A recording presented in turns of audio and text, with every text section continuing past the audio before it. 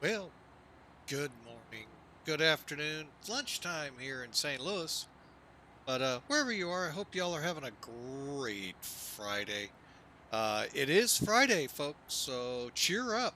The weekend is here. Unless, of course, you're like me and you have to either work one of the days or even worse, both. So, anyway, we're sitting in Salt Lake City, Utah. Yes, X-Plane 11. And stand by 1 second, folks.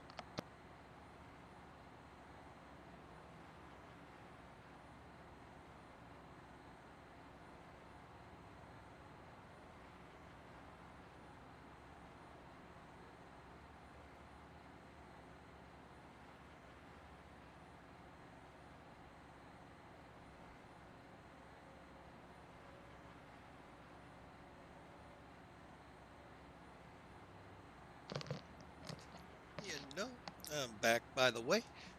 Just as you start doing something that was running that should have gone longer, well, it decides it's done.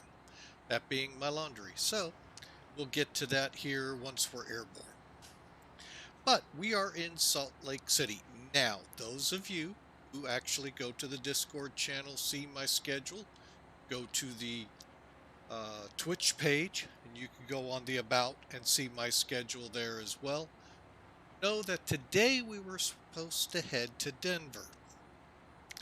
Unbeknownst to me, there isn't many flights that that I can do out of Denver with the airline that I'm flying for today. And well, also X-Plane 12 is out.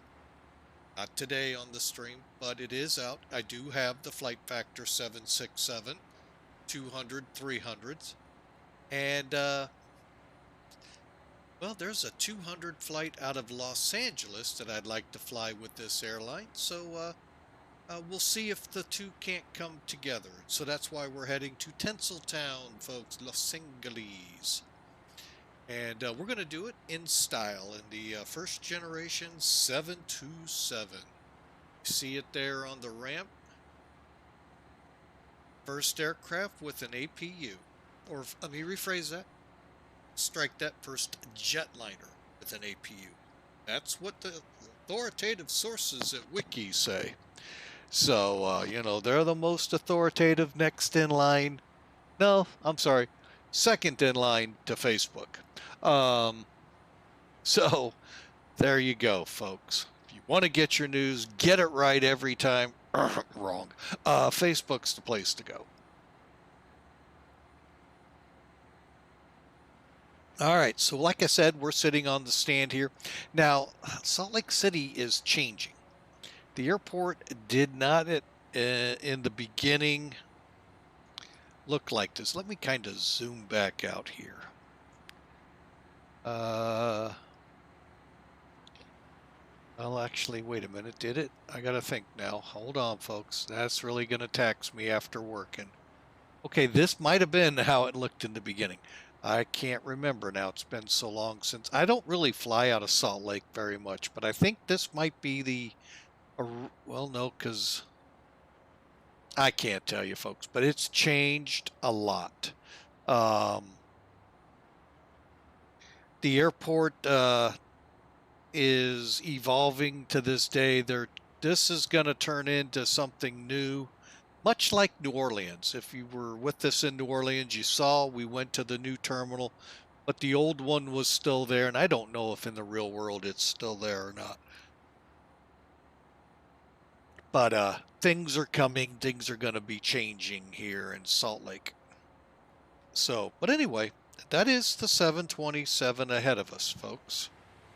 And it will be the one taking us to Los Angeles. The route, like you saw, is a very simple, straightforward route. Now, we're going to load the FMC up, but it's very flyable, folks. VOR to VOR to VOR. And with your discretion, I am going to go in here and disable. All right, so let's hop up into the office here and get to work, shall we? All right. Ooh, that's really loud. I wasn't expecting that.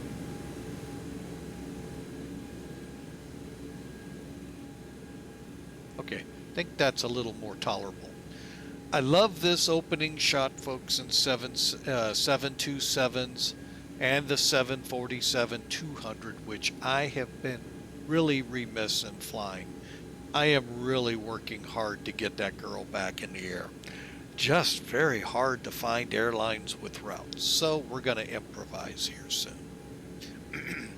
All right, so this aircraft, like the 747-200, three people to fly it. The two pretty boys up front, the captain and first officer, and the guy that does all the sweating and working, well, he's the guy behind him working the flight engineer station. The flight engineer. So he's the one that makes it all look good, so when you land, you go, man, what a great landing. Well, the pretty boys can take all credit for it. When the flight engineer made sure those engines were working, the pressure was right for you, temperature was not too tepid and not too warm, and he got those engines so you could get there safely. So anyway, and I do jest, folks, the captain and the first officer back then, they worked pretty good too. Not as much. Anyway, did I say that in a whisper? Sure did. Anyway. Bad attitude, B4 attitude, welcome in, thank you, sir. This is, let's see if it'll do it for me nicely. Hang on. It's a neat airplane because it tells you. Is this the free? No, sir. This is payware. This is XP11. This is the 727-200. The aircraft you're thinking of, the 720, it's a weird designation for it. It's a 707-100. I have no idea where the FAA came up with that designation for a 707. I'm not the FAA, so I don't know. This is the FlyJsims, yes, sir. So hope you enjoy. We love flying it. I'm hoping that one day here in the near future, X-Plane 12 will get the version of it too. Speaking of X-Plane 12, the reason for the over-hour delay and getting rolling today, folks, boy, I was ready to roll at 11. I had to update Navgraph. Okay, that has to happen every month. But lo and behold, I thought I heard X-Plane 12 updated. So for tomorrow, if I do end up with time to stream, let's go ahead and update. The update went great. That was done in less than 5 minutes. Then the restart of X-Plane 12, that took about 8 to 10 minutes, folks. So don't know if you've done it yet or not, but yeah, it took forever to get started. Once I got it started, looked at it, enjoyed. I didn't check the main reason I really updated my nav data source. I shut it down, and then it took another 2 to 3 minutes to shut down. So Beta 6 was really small. Well, it sure took really long to load.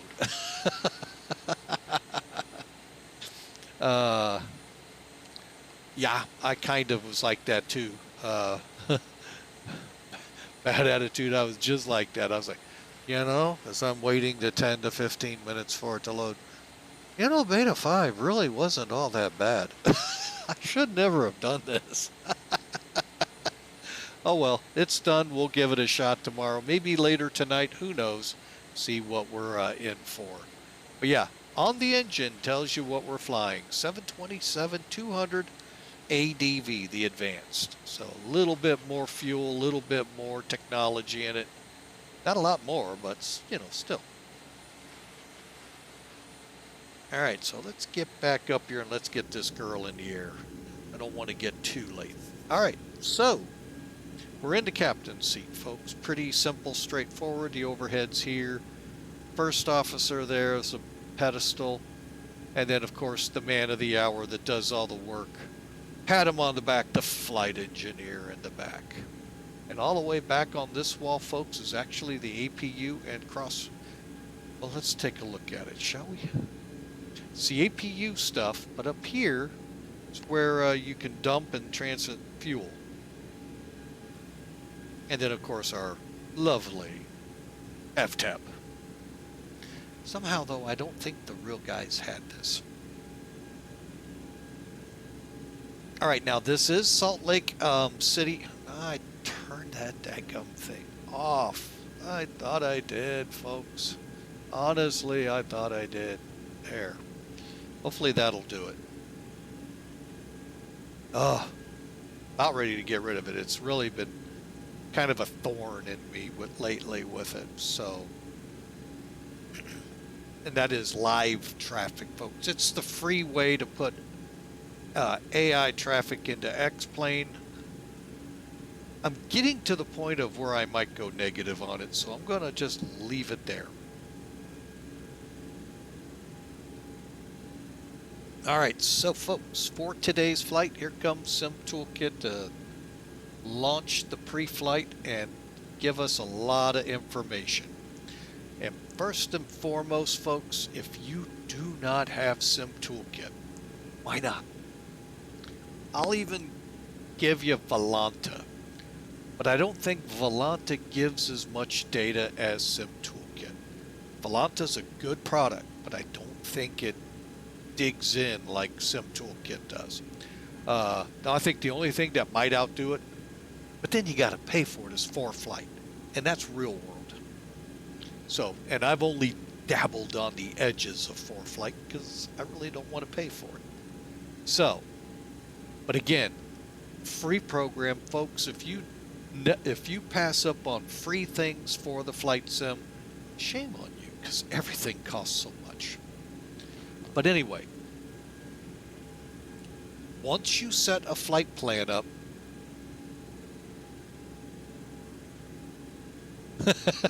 yeah, I know. But I mean, I'm not going to discount Volanta because it is a good product, and I know several streamers who use it, and it's only because they have a hard time with Sim Toolkit. And folks, it is. Volanta is a good program, but you don't get the graphics, and you don't get a lot of the information that Sim Toolkit can give you if you let it.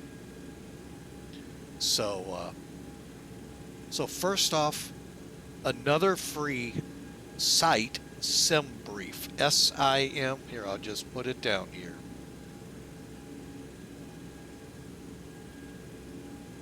You do not have to capitalize it. Do a search on that, folks. Take you to SimBrief. Set up a free account.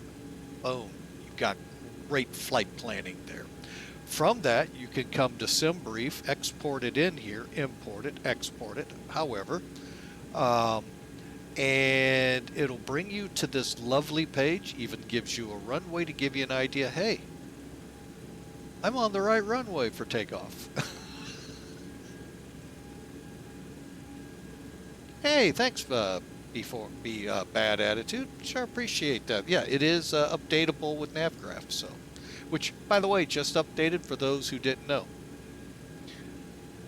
I knew, and I knew about how long that would take. I got to figure out if Flight Factor didn't update in X-Plane 12, figure out how to do that, because I couldn't find a way. So, we'll deal with that tomorrow.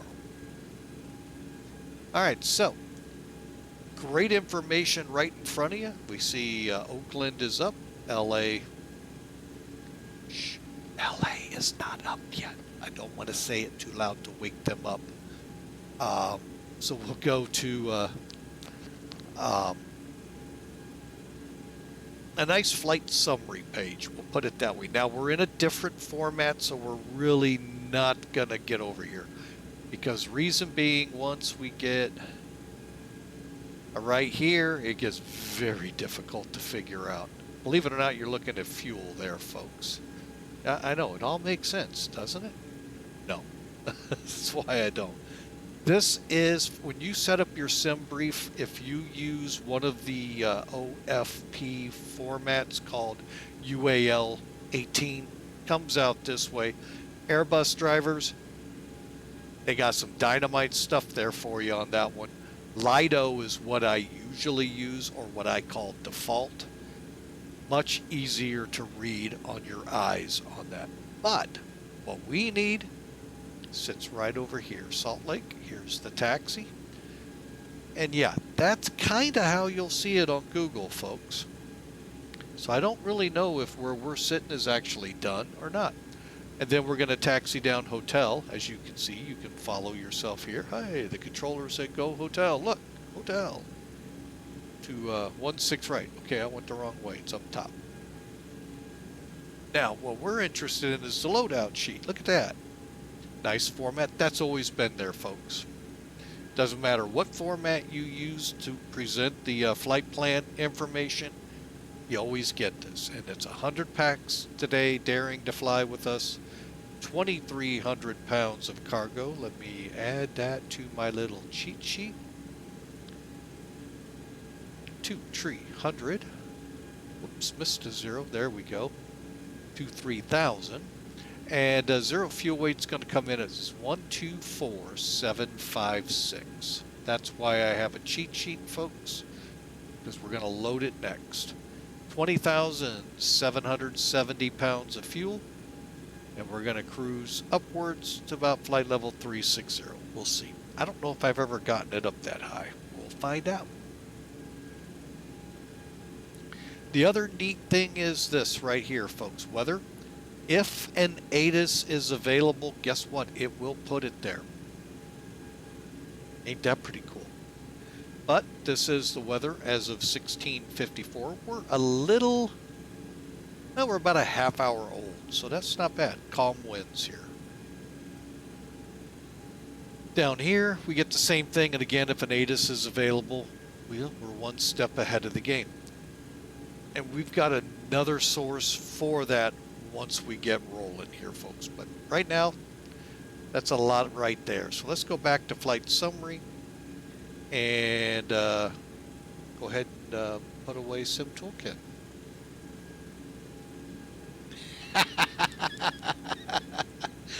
Gee, man.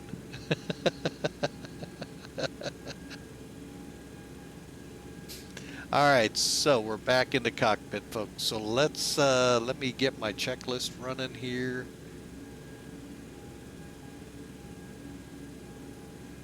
And if you're interested, folks, in historical airlines, this one right here, feel free to check them out. They run, they're called Piedmont. Okay. They have an extensive Piedmont schedule. I don't remember the year we're on. I used to live at a hub of theirs, Dayton, Ohio, and that's how they caught my eye. Piedmont, I've flown on, great airline, now still around, just not in its, what I'll call glory days. Not sure they really could say they had them, but they became part of U.S. Airways. And being one of the parent airlines that came together to launch U.S. Airways, they flew in a regional capacity with U.S. Airways. Still do today with American. All right, but anyway, it's a great VA. Very, I mean, they're gonna be times you're like, really? You're gigging me for a bounce? Really? Hey, not bad. I mean, that they can actually, one, record a bounce, but two, you know, getting you to fine-tune those skills. Folks, you're flying aircraft that didn't have FMCs, so don't mind. Oh, mine's not having one. Ah, where'd it go? That was there a minute ago. Who stole my FMC?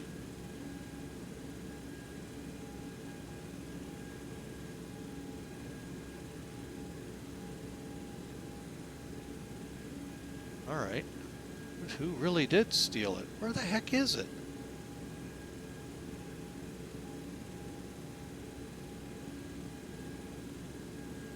I found it. There we go. I don't know. Oh, no. I just flew this plane a few weeks ago. Oh well, who knows?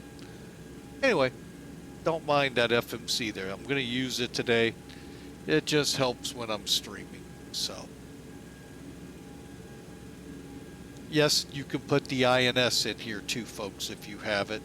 I think it's the SIVA, but not 100% sure.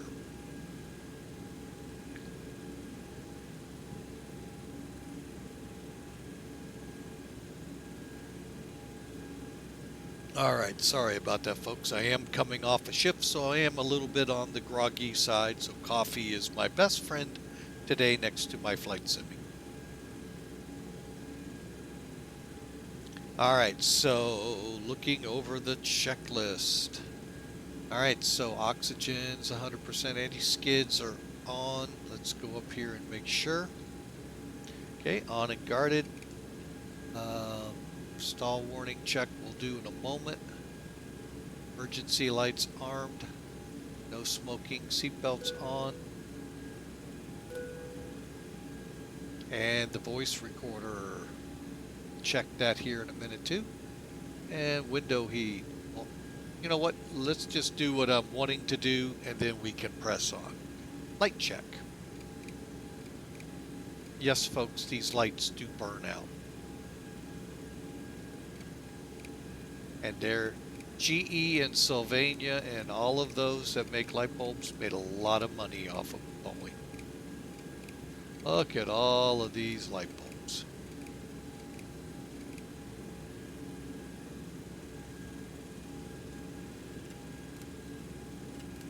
And just when you think you haven't checked them all, it'll catch you off guard. You're kidding me. That's a light bulb too? We tried to power back once and only got 2 of the 3 to light up here. Yeah, that's right, folks. They're light bulbs. Yet we were in all 3 engines in reverse. Boeing Day, yes sir. Welcome in, Mr. Hawker.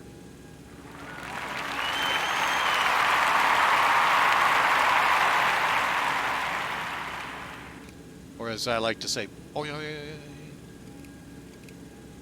You know, I might have to record that. I know Boeing's never heard that one.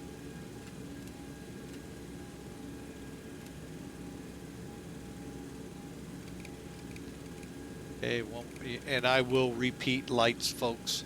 There are just so many of them. Okay. Here's where the mass is. Just develop your own flow here. It's the best thing I can say, because there are just a ton of light bulbs.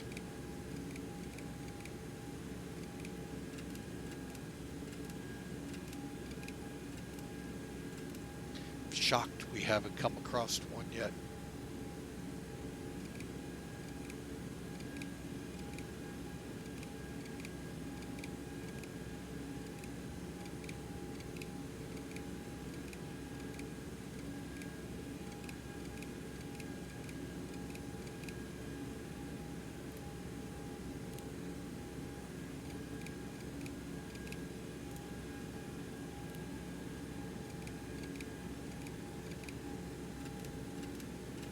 Okay, we'll test all of these.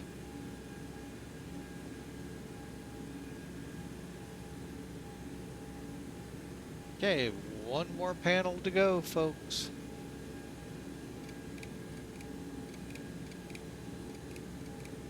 Doesn't happen very often, but... Lovely traffic, Lily Dexter Bravo, Charlie Echo Delta. Inbound from the south, to the descent. Direct Tango Charlie Hotel EUR for ILS approach runway 3 of the traffic. Okay. Well, we're good on the light bulbs. All right, so now let's start doing those checks. Okay, again, off, lights off.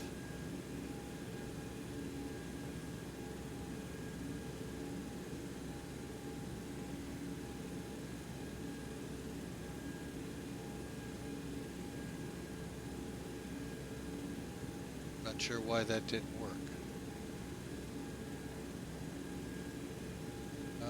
Stand by. didn't that work? That's why.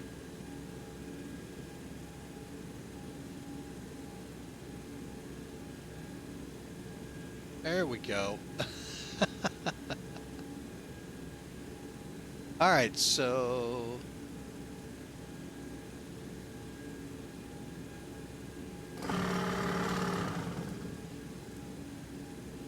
okay, reheat check now. Okay, cargo's good.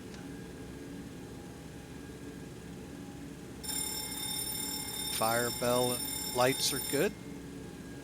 Last fire check will be over here. All right, so all fire checks are good.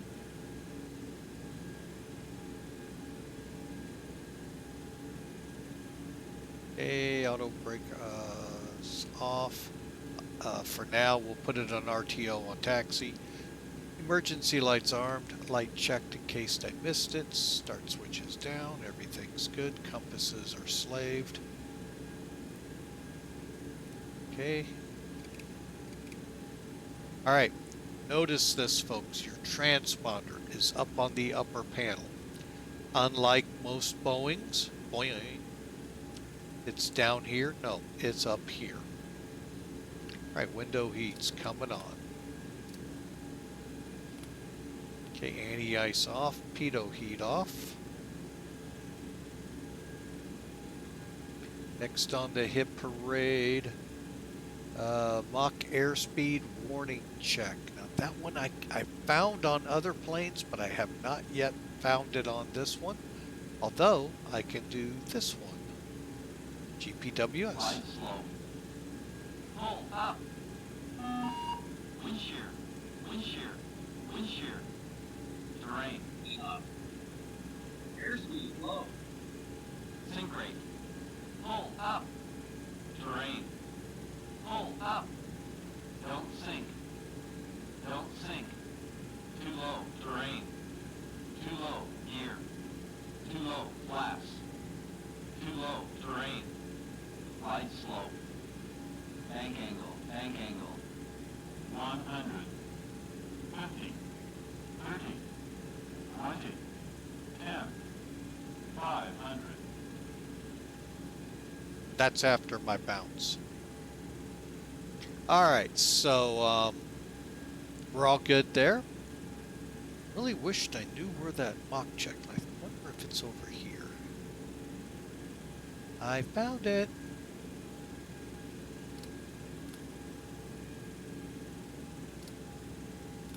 Oh, what it's supposed to do. So, all right, but I did find it. That's odd. Okay, so radios, radar, and transponders set and on standby. So up top here, we're going to go to on.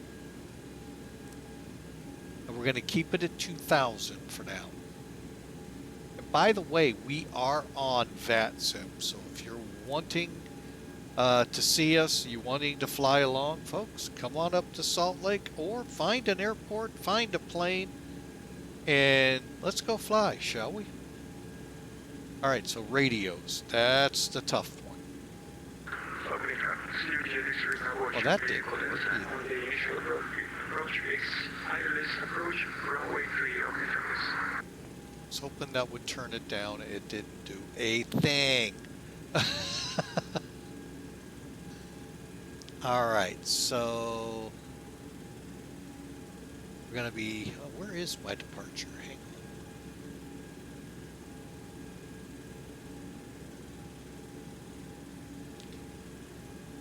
All right, let me pull this up so you all get a look at it too. All right, it's kind of hard to read, and I'm going to try and blow it up a little bit for you here and see if it,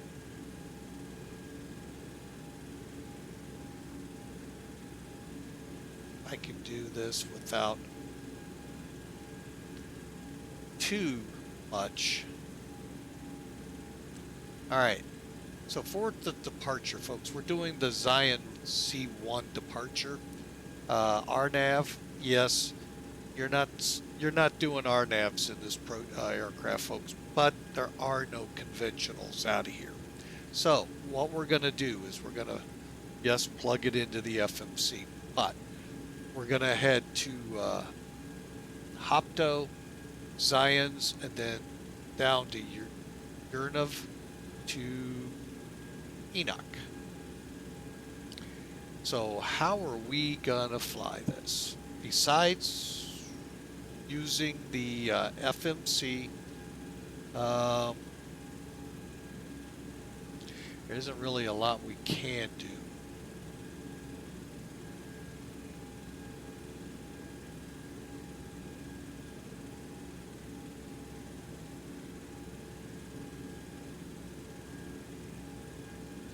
Stand by one, folks. Let me check something.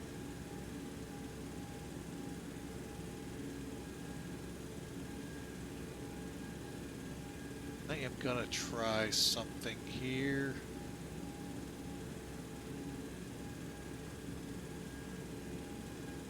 I think the Fairford 9 we can fly. It doesn't go out to our transition, though. Dang it.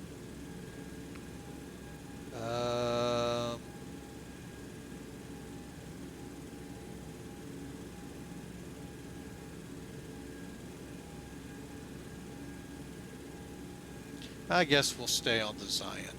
So we're just going to plug it in. So for frequencies, though, I am going to put in 116.8.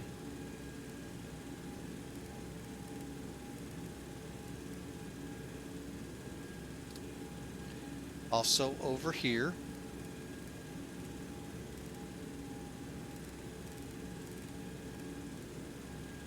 and I'll explain this in a minute because it's really kind of, well, let's just do it. It's really screwy in a way.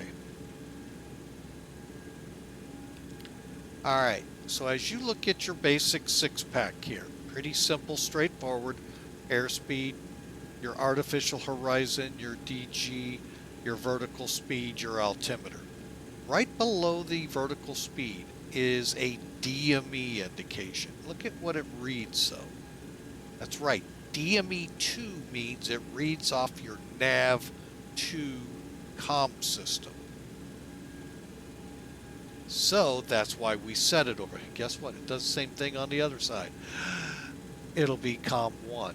How about that? DME nav feed, or your nav 1 is over here. Is that not screwed up or what? So that's why I set them up on both. Now we're going to transition to 17.3. So that we will put in here and here. So we're set to go on this end here. Radios are set. VATSIM Unicom, emergency guard, secondary Unicom if we need it, and we'll be flipping with the air traffic controllers on this one. All right, pretty much like mud. Cool. That's how we like to fly. All right, so let's get this back, get this out of the way after I resize it a little bit.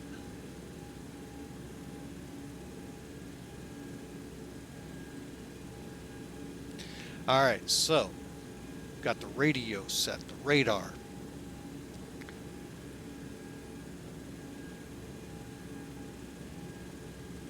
While on the ground at the gate will be off. We're going to tilt the panel up 5. It's still off, folks, so we're not radiating anyone.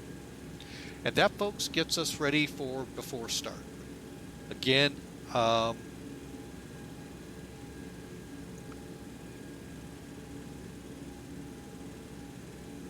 everything's zeroed out. Let's get our flight plan loaded.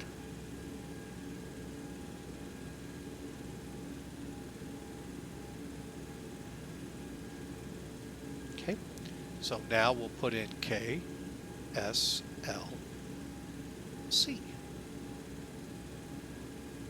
KLAX for Los Angeles. We are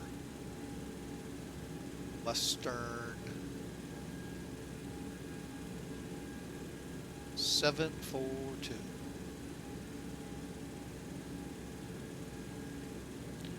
departure.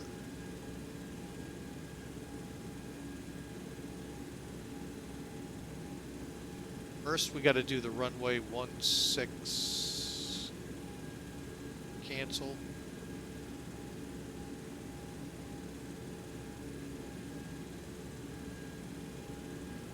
One six left, which is what's next to us here, folks. I'm not taxiing across the ramp up that side to get on it. You can, I'm not. Transition crossed. What the heck is that? Oh. Kidding me, right? I was going to say, where's my transition? Let's see. EHK. Execute. Okay, traffic is Bravo Charlie Hotel, establish IOS. Localize the runway 3. All right, so EHK. From EHK.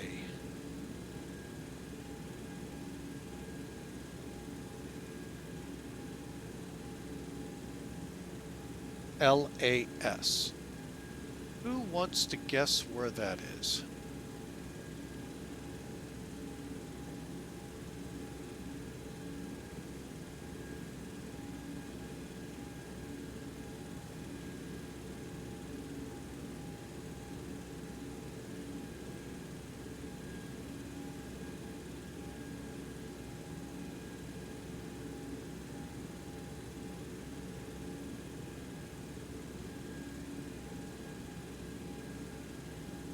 All right, so there you go, folks. The route itself is in.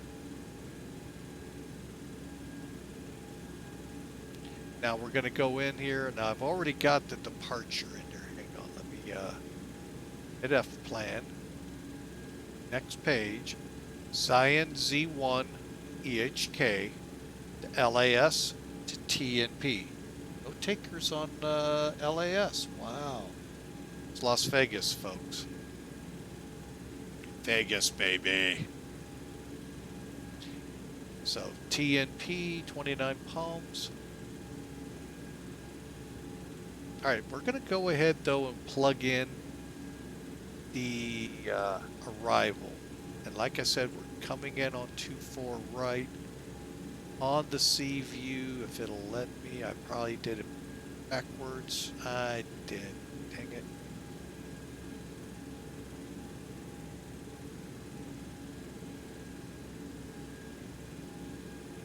All right.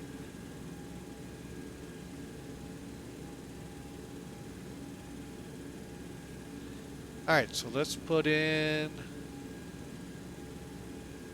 sea view.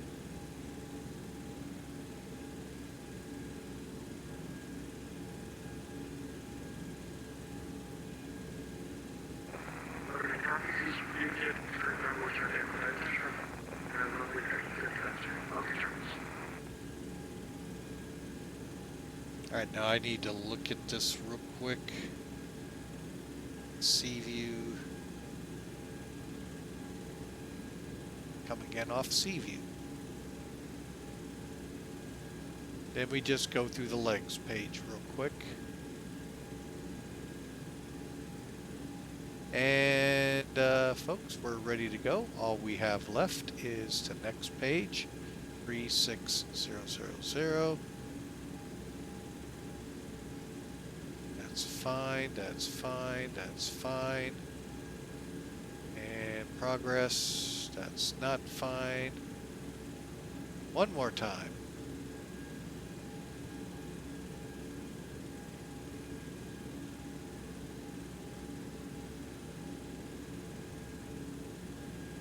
One more time. Holy mackerel, it just will not take.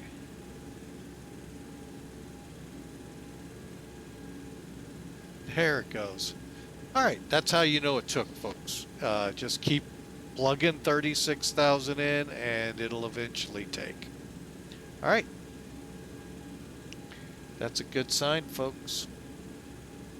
Nav data's loaded. Airport's ready. I say let's get flying with Mike. What do you think?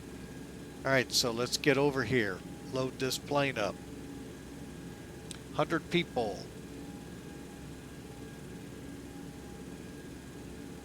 Boy, everything changed on you. Did I take an update and no one told me?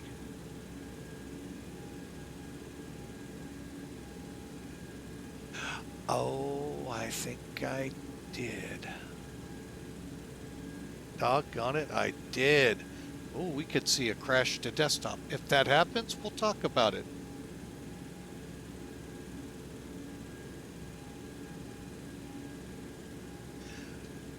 A bad attitude is my break. I've always wanted to say that.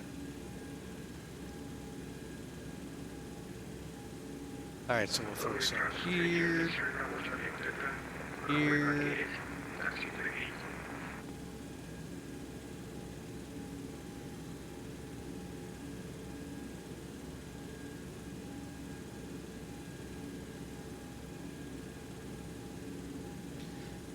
All right, now I need my cheat sheet, and cheat sheet says 124.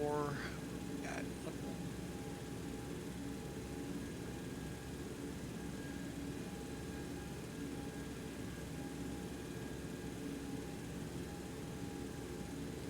more. $120.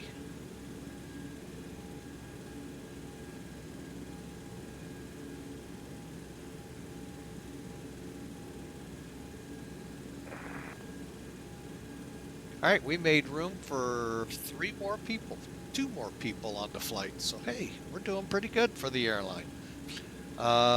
Fuel. Fuel needs to be 20,700.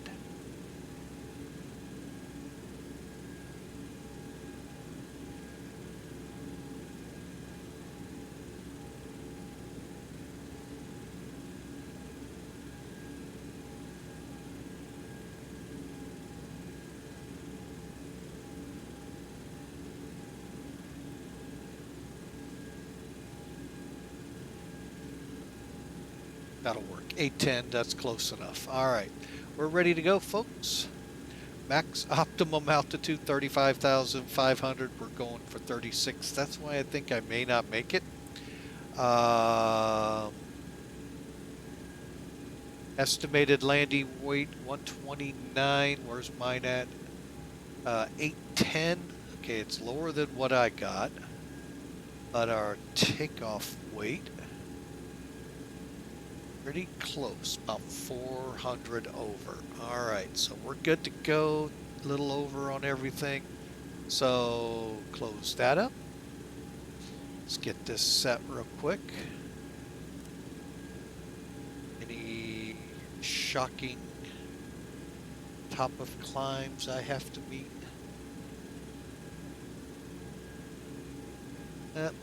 It says 23.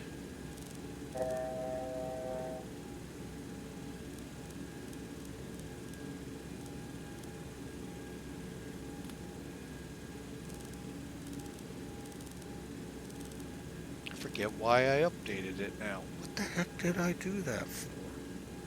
Oh, the caravan. Yeah. Oh, the debacle with that. Oh my gosh.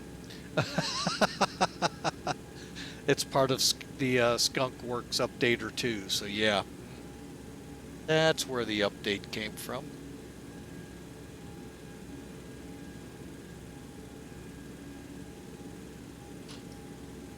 All right, we're ready. On this end, we got the aircraft loaded. We're ready to go. Last thing, do a quick battery on, APU on, stall warning checked. Window heats on, radios, and parking brakes set. Okay, so we're going to turn our attention to the APU. Gonna go ahead and kill the pack.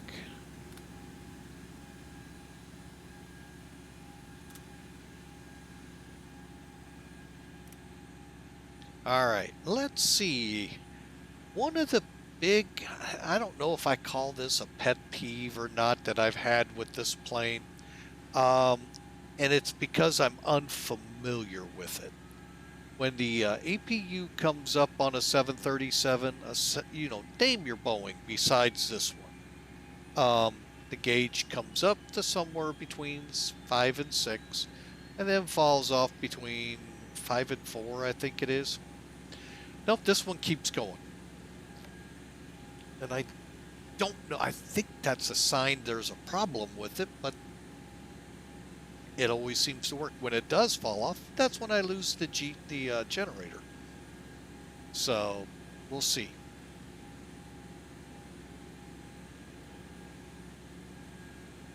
Should be topping out right about now to fall off. Okay, it fell off this time. Let's let it bottom out. Okay, that's about where it should. Come up here, switch everything over to Apu. All right, now beacon's on. And if you notice, we're really set for engine start.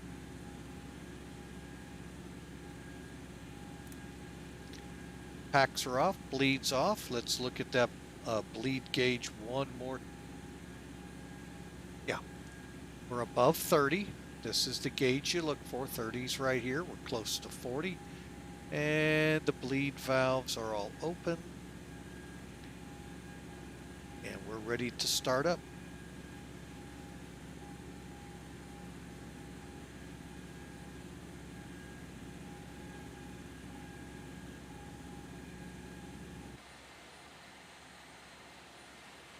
Okay, DB Cooper switch installed, and here we go. Beacons on. All right, real easy plane to start. I always start the middle engine, folks. That's my first one. So we're just watching for it to build above 20. There's 20. Boom, bring the fuel on. Here comes N2 up. EGT up, and 1 is slowly climbing, and our fuel is coming up.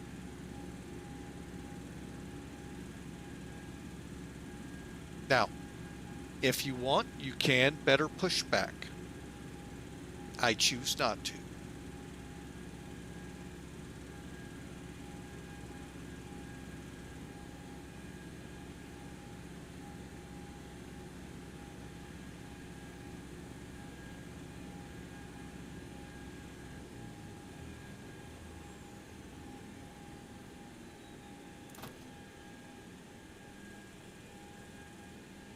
And I'm going to go ahead and kick it over to the generator. Now we'll start up number 1. That way, in case that generator fails on me, I am already on internal power.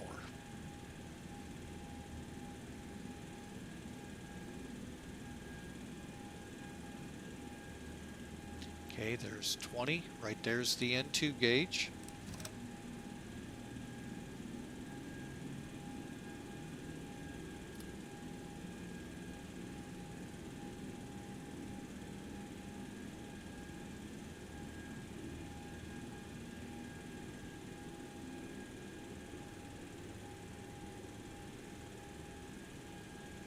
Okay, the lights are out.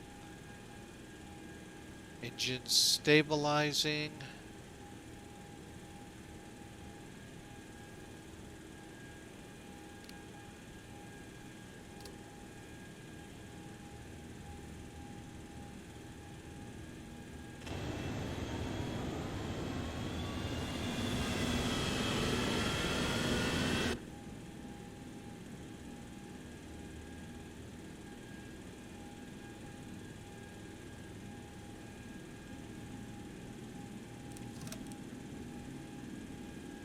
I was hoping to get out there to hear it whine up, but well.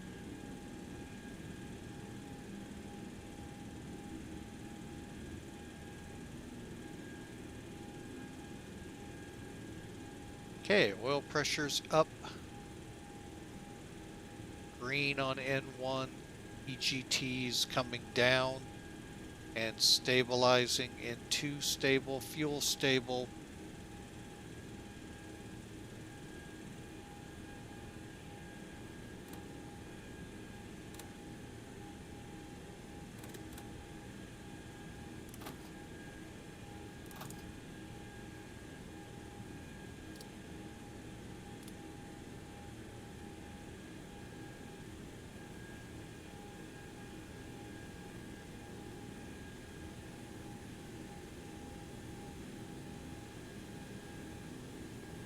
Okay, we're just about ready. Back 2. Come down here, get our hydraulics on. Real world, we would have never started.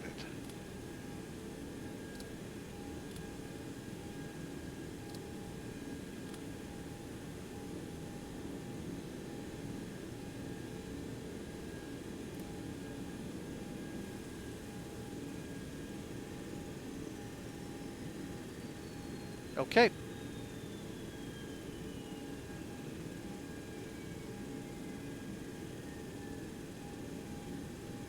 Let's just make sure here.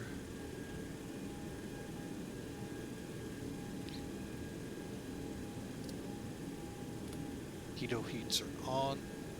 Start levers are idle. Door lights are out. Ground equipment's cleared.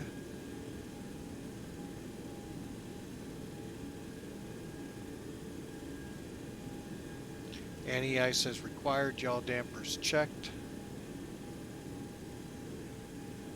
Alright, flight controls. Now you do have this gauge here, but it's only going to be for your rudder and your elevator. It does not have, that I've been able to find yet, aileron.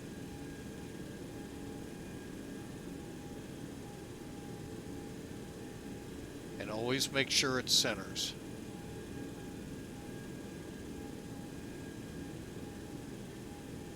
Okay, see now the elevator, it does show, but I just can't figure out where's the aileron. Because I'm here to tell you, you're not going to see it up here in the cockpit. Very easily.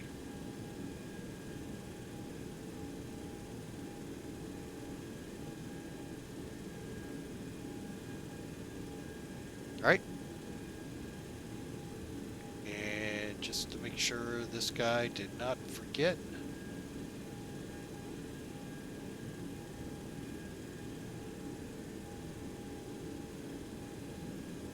He did not.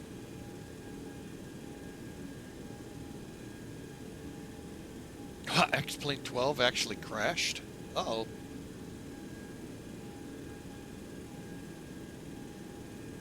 I do get crashes from time to time with it. They're a bad attitude, so usually when I go to do a replay. Oh, that reminds me. Let's get that trim tab set. All you gotta do is go here. Actually, let's go here first. Alright, so we're looking at flaps 20. Trim will be 5.32. 119, 119, and 131 are our speeds for takeoff, and there's our flap speeds. Set the bugs, they'll move into position. Did they fix this one? Maybe. We'll see. We shall see.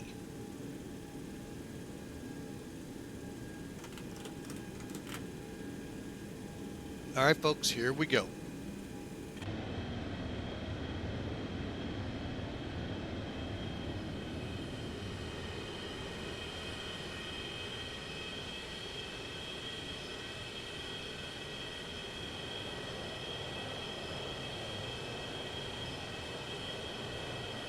Brakes off.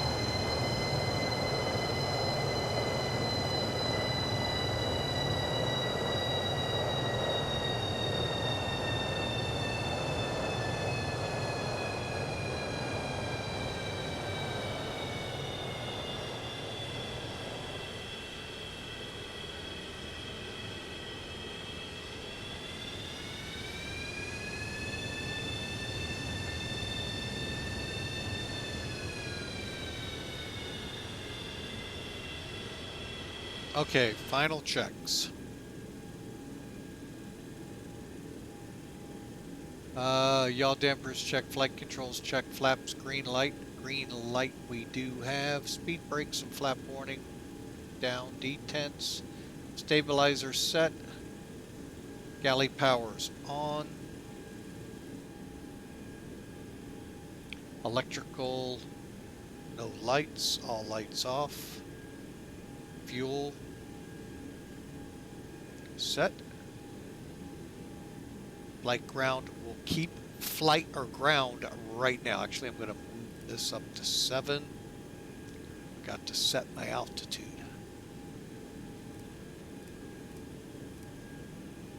Landing altitude.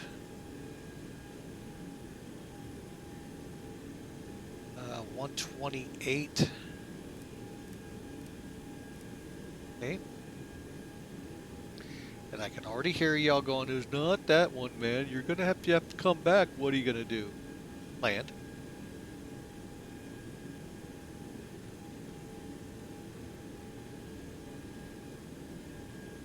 Auto pack. This is one I don't get. They're telling me that this one to go normal.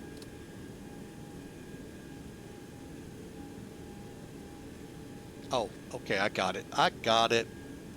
And then one more time back down here to ground off. And cabin doors locked, data brief's done, and we're ready to taxi. Bump-ba-dum-bump. Salt Lake traffic, Western 742 type 727, taxiing to runway 16 left.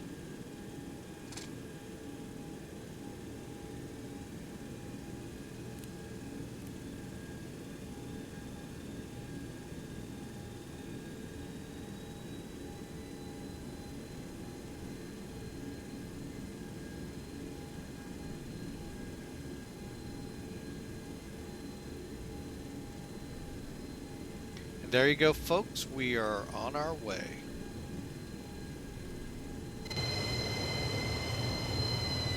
Five minutes late.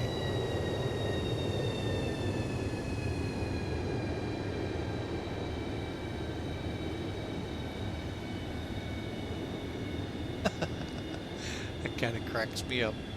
Little green patch there with a sign.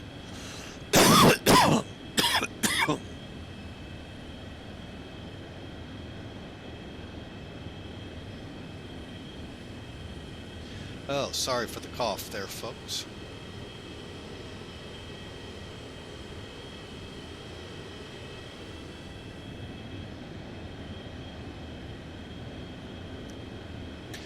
The big thing I wanted to do today, folks, was fly for Braniff. But the more I looked into Piedmont, the more they're set up with Braniff in the DC-6, not the 727. So, you know, we'll do what we got to do. So hence the flight change. I was kind of hoping the second flight to Dallas Love, that was a DC-6. Unless, of course, these old eyes read wrong. Hey, I'm not going to rule that out.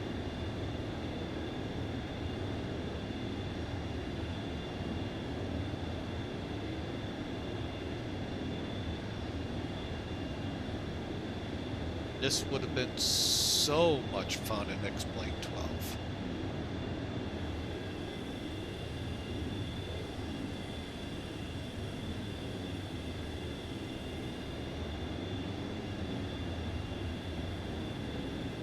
But that's probably a good thing that FlyJ hasn't come over here yet, waiting for it to get through the major bugs.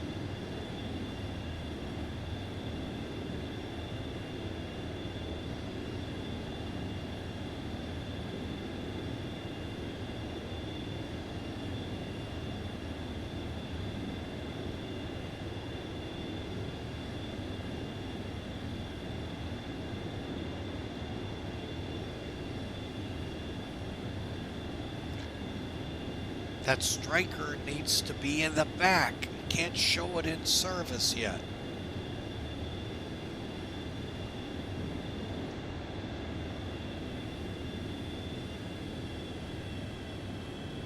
That being the fire truck sitting out, folks. Never mind. Only those at the airport I work at would kind of get that inside joke. Sorry.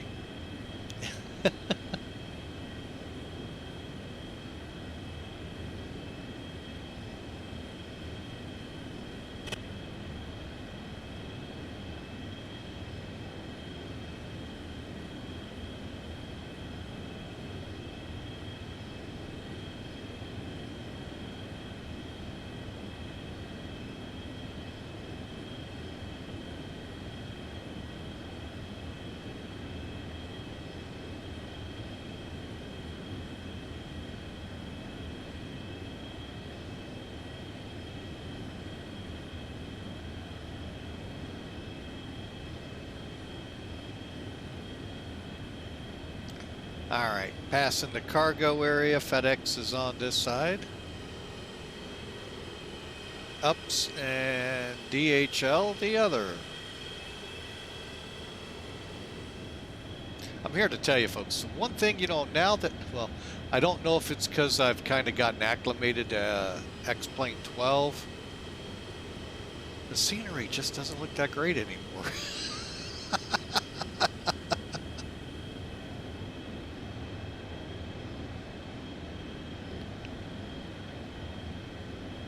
All right, let's hold up here real quick. Last minute takeoff checks, if any. Okay, closed packs. Nope, we don't need that. Fuel valve, APU's closed. Cabin door lock, tape off, brief. Okay, anti-skid. Flight attendants, take your seat for departure. Transponder on and going to TARA. TCAS, we're not using wing, and anti-collision in a moment. And see what I mean? Number 1 for takeoff. Oh, that's the oil cooler. Never mind. Arm pack armed. I never get this one either. That light is supposed to come on, and I don't know what triggers it. All right, last thing, even though probably won't work. Radar on. Radar on. And here we go. All right, then we do the after takeoffs. All right. Salt Lake traffic, Western 742, type 727, departing 16 left. Brakes off. You're out there, state your piece, state it, or forever hold your peace, because we're gone. You're going to do a go around.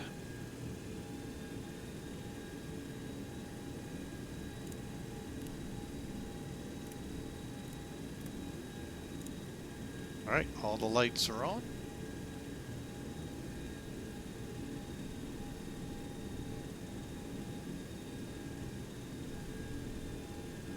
Yeah, and the only other thing I don't like is everything is up here, so you run over all the lights.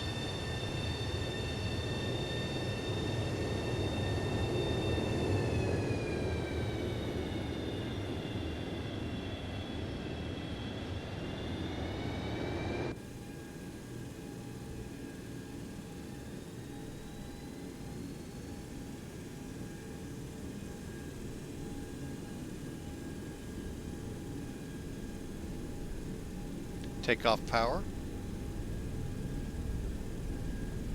Set. Airspeed alive.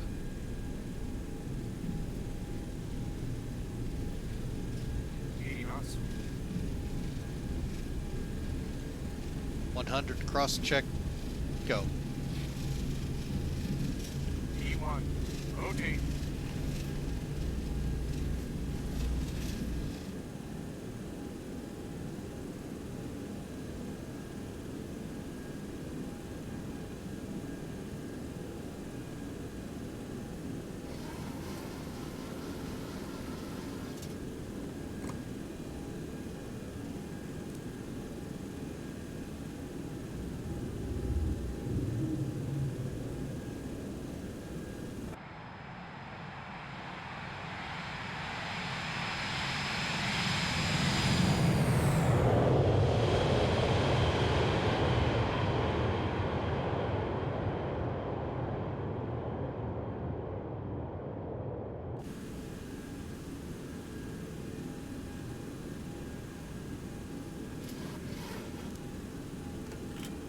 Okay, we're going to bring flaps up.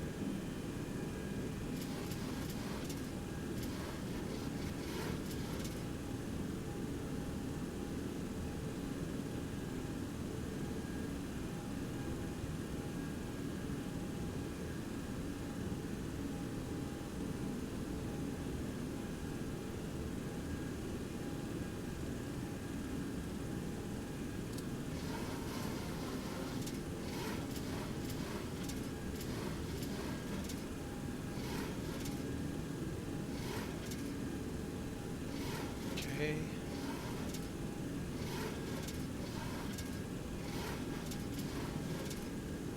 Like I said, we'll just go ahead.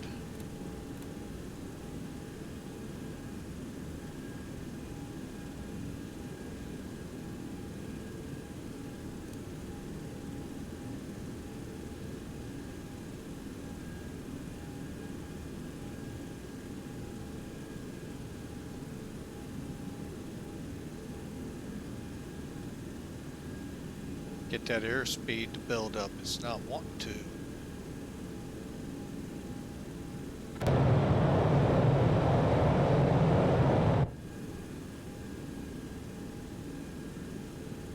Okay, we'll come down a little more.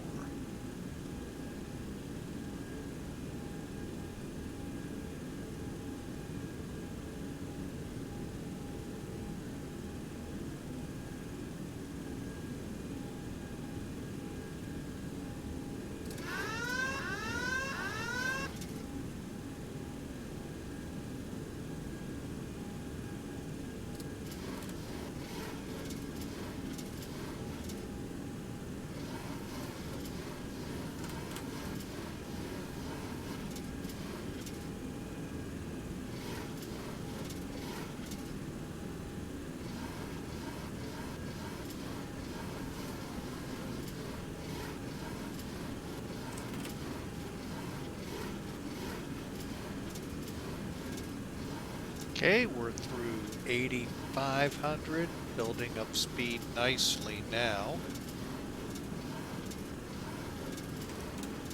Going for flaps up.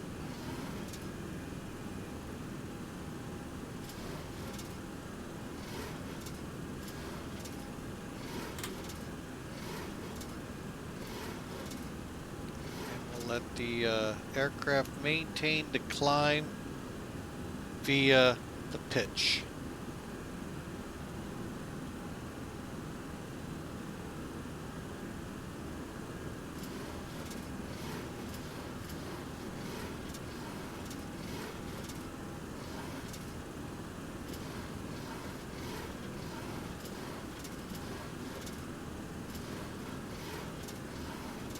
All right, after takeoff checklist.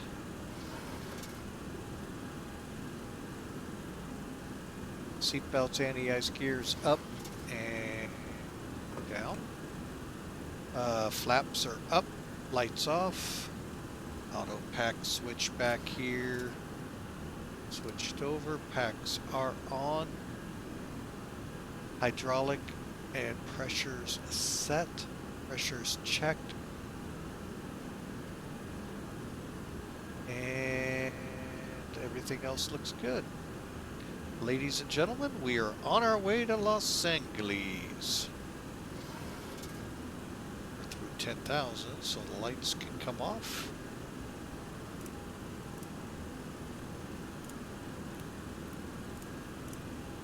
Let's lower that nose down again and build some speed up.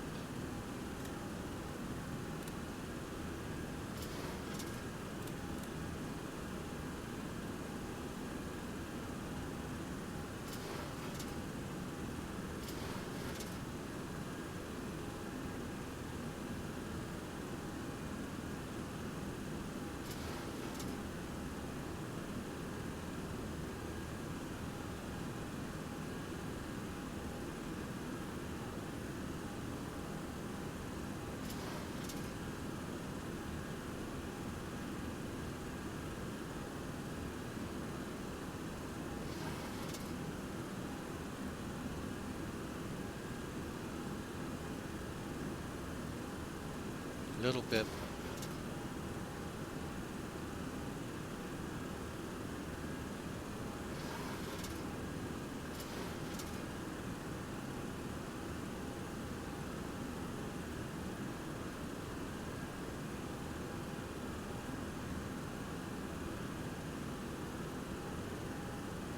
All right, folks, we are climbing out, and I am gonna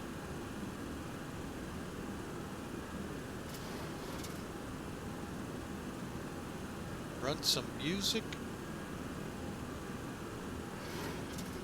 as we head our way on. Okay, we're just about to 280.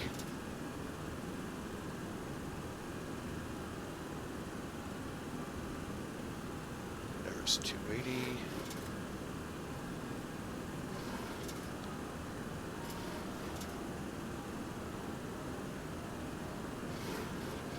All right, folks, and if the music's too loud, the aircraft itself too loud, let me know. We'll reset things. But for now, we're on our way. Here comes the flyby.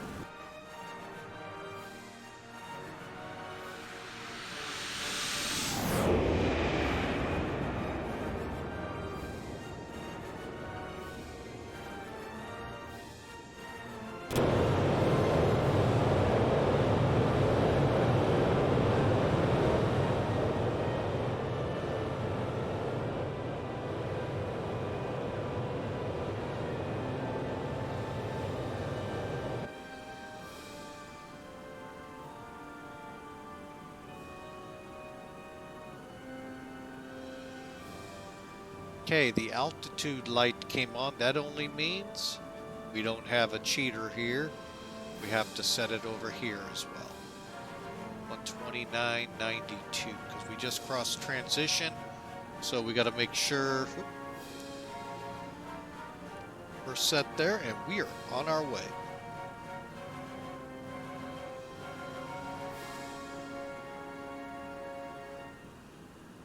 Pressure time to start closing some valves.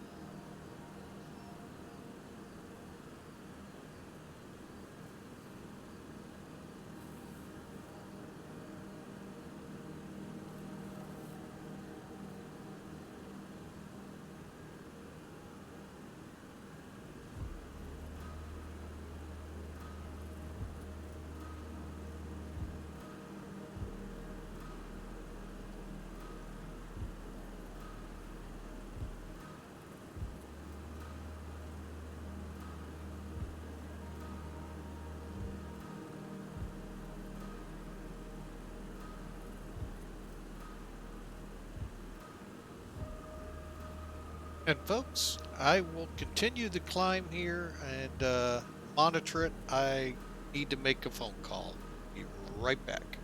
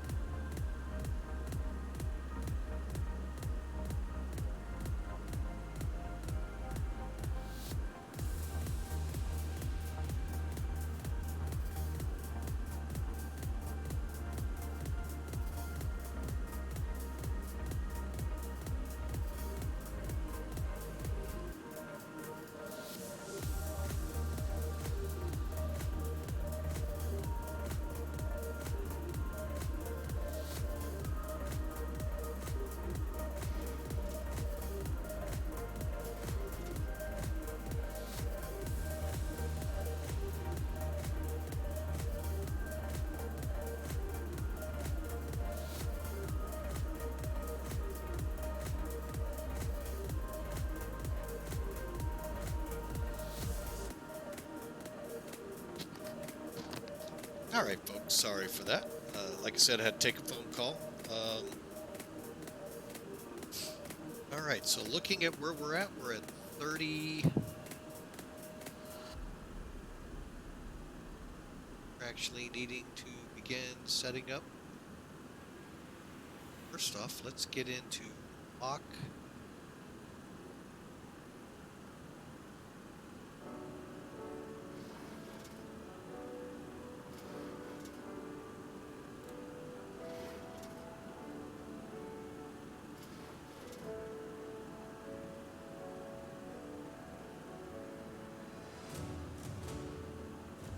All right, there we go. And ease on up 1,500 more feet. Ease off a little more.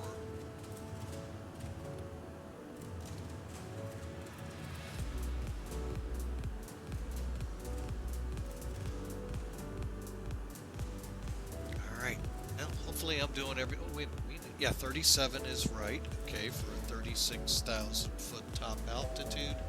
Now, the reason we do that is because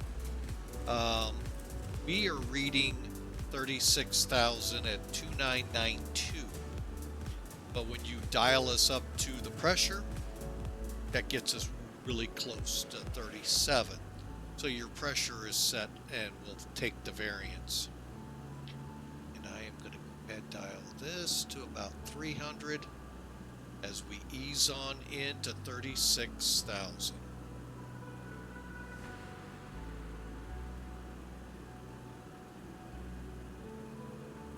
All right, let's see how we are progressing on the map. Well, that never good. The heck is...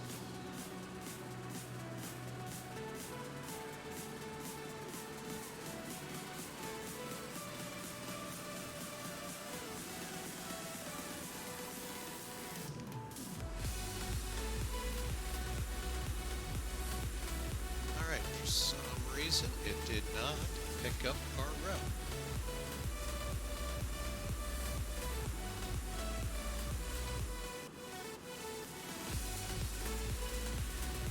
Did I have... I know it was. Yep. All right, so let me pull this up.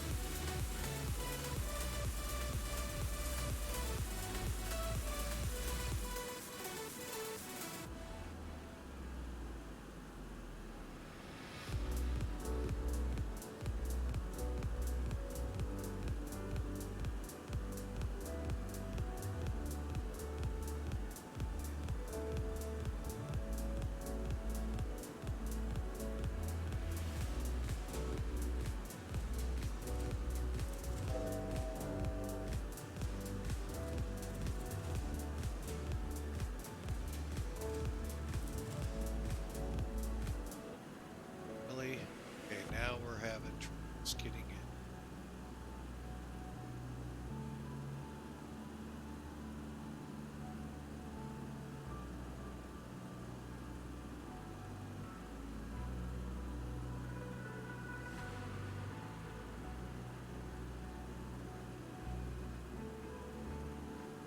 There we go.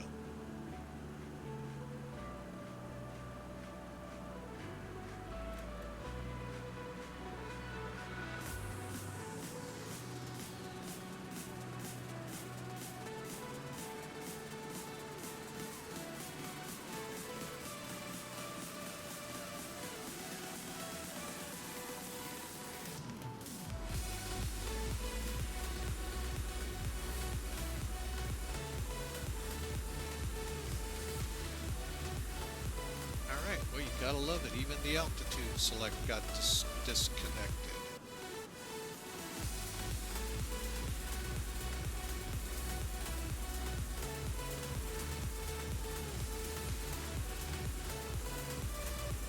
Oh, I know why yep, I remember.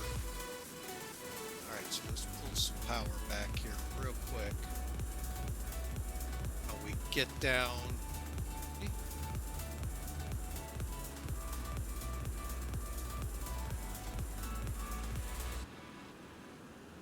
To 36,000.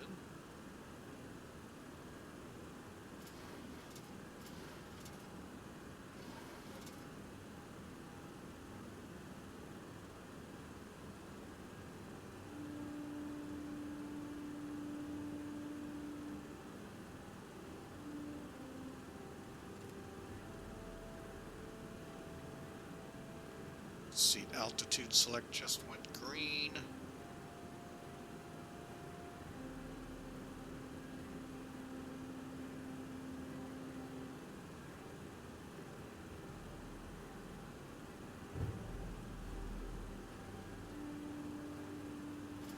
All right.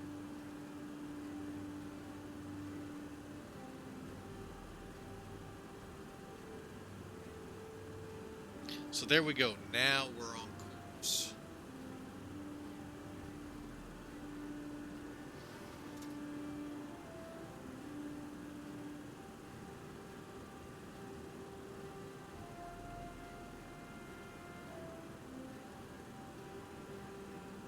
And what I do, folks, to help me out on this, I used, because you're not going to have an auto throttle, so this aircraft will not maintain what you set.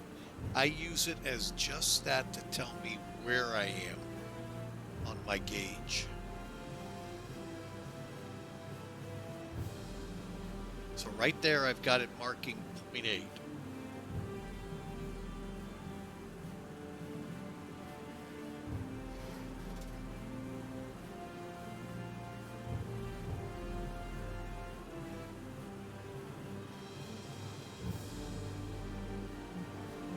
All right, and there we go. And engine wise, we are good shape. Cut out. Good.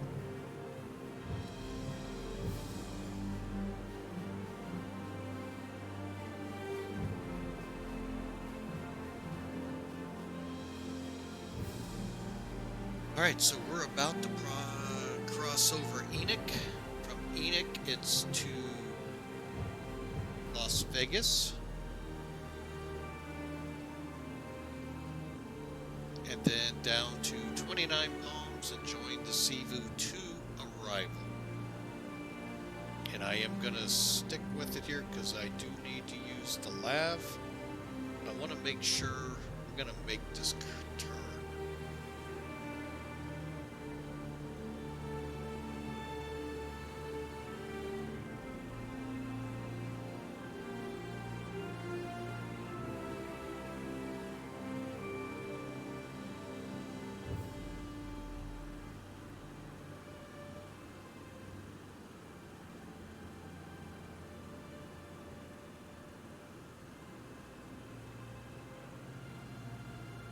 And I see another thing I don't like about this. That's okay.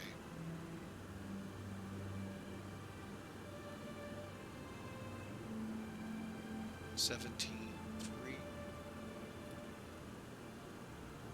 Next up. 16.9.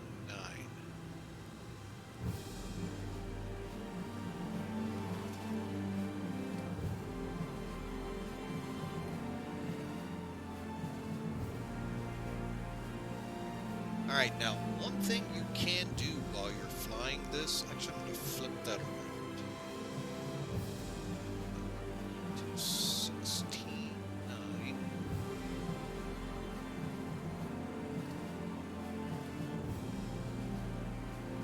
All right. Now, if I wanted to fly this VOR to VOR, folks, give you a little help here. I could come off Enoch here, which is,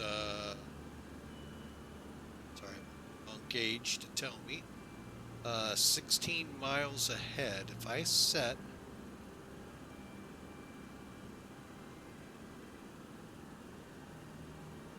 hang on.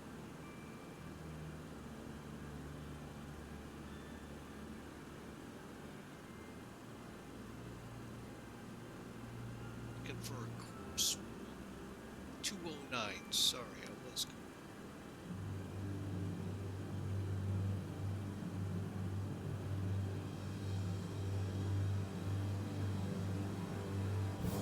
So if I track this, that will take us to Vegas, folks, 143 miles away. And then from there, track I'd have to look it up real quick, but track the heading down to 29 Palms, and then we can fly it.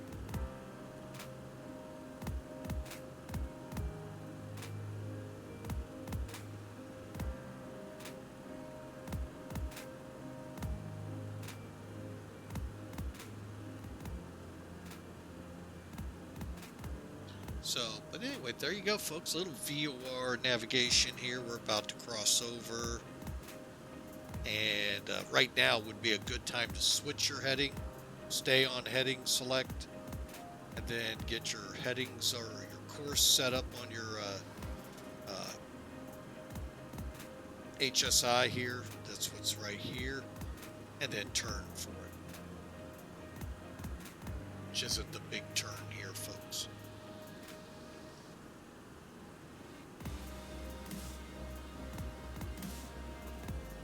Like I said, I've got the FMC taking care of it for now. All right, so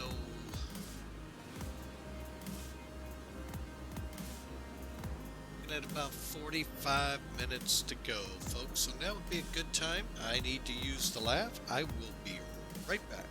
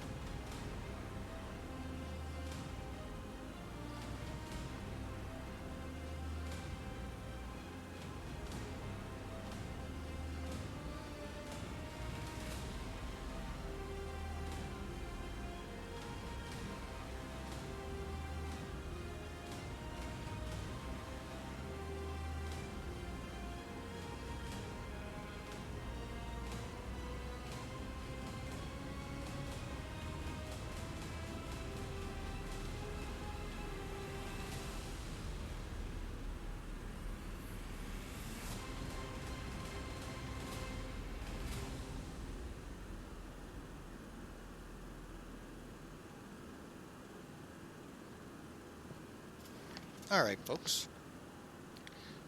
Okay, so we're now in Los Angeles ARTC Center area. Cruising along, 0.80. That's always good. Back off just a smidge on the power. And, folks, we are making our way there.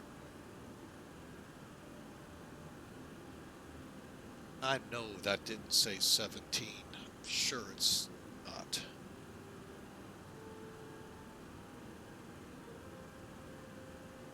Oh, type right, Mike.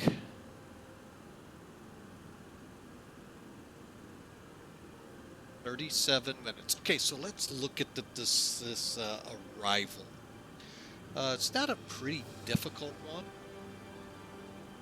but we do need to nonetheless look at it. Here, I'll kind of center in on the aircraft, bring in the charts. All right. You know what? I want to try something here. Let me try it offline.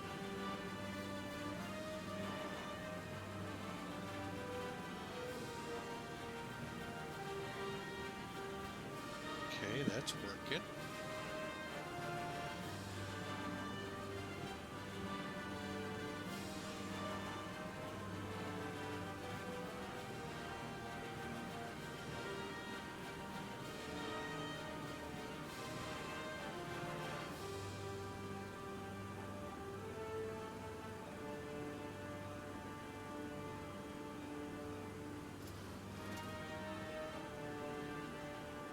Okay, so it will work. That's even better.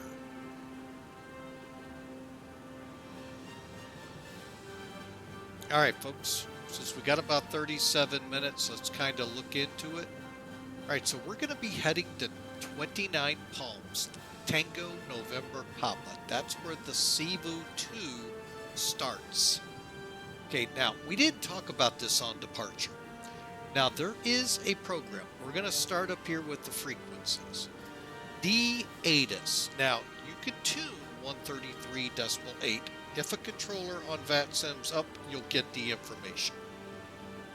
Now, listening to another controller out there once, folks, I need to do something with XPilot, they said, or something in the sim to allow it. I don't know what that is. But I do know, since it says D-ATIS, we can do something else. Matter of fact, I'm going to get you that website right now. If you head here,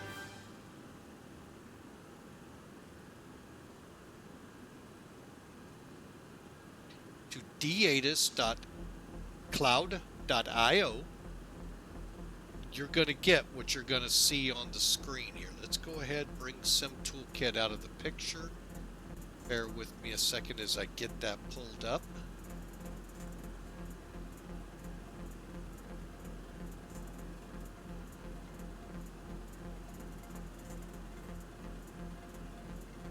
Okay, figure out where I am here on the screens. There we are. Okay, so when you go to that website, https://datis.cloud.io, this is what comes up. And this is the FAA Digital ATIS. It's something that allows a pilot en route to get an idea what's going on where he's going, or on the ground where he's at, needing to figure out what the heck they're going to do without having to listen to ATIS, without having to turn the batteries on, get the frequency set, and listen in the plane. I know that sounds, oh my gosh, Muffy, you had to turn the batteries on. But it does help. Okay, so once you're on this site, up here you'll see FAA Digital ATIS. Select a facility. Look at all of these. Now, these are in the world, throughout the world also. I don't know how to get a hold of those. Working on it, folks. But here we are. Look at that, Vegas, baby. LAX. And look what we have. The ATIS as of 1753 Zulu.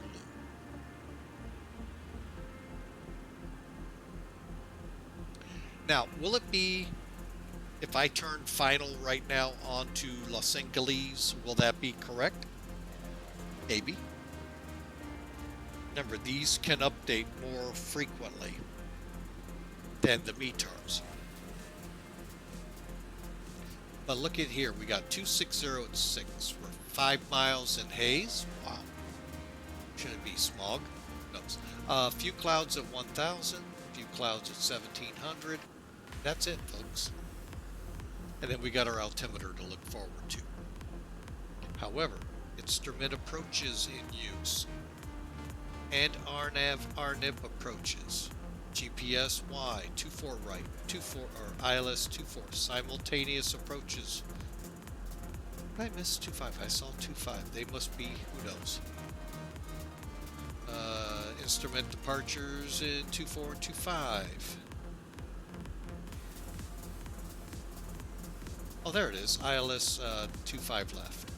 Again, simultaneous, folks. If we were in an event, for instance, a couple of weeks from now is across the pond. We're going to Europe, I think, this time. But if we were coming into Los Angeles, there could be, you will have a steady stream of aircraft on both runways and taking off on the other parallels. So, anyway, gives you an idea what to look ahead for.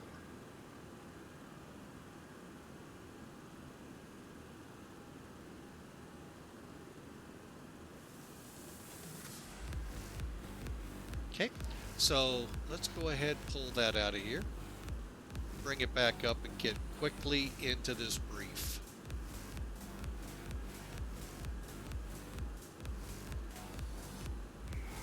All right, so again, we went over this. We know 24 right's good, thumbs up. 128 on the altitude. Here's what's required to fly this approach. See anything saying RNAV. That's what we're required, folks. Okay, so routing from 29 Palms VOR. We go to 245 Palma, Paradise, then via the Paradise, PDZ radial 69 to Avro. See if I can pull this up so this might make sense. Alright, so we're tracking 29 Palms to Palma to Arvid. Then we're on the 69 radial all the way to Cadwa, which you can read as it goes to there. Then from there we're on the Pomona 98 radial up to Cebu, which is the transition for our ILS. Okay, now key points here, which were not made up there.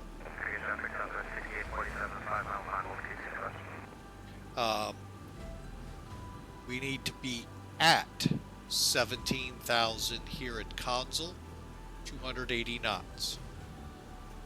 We need to be at or above, 16 and 14.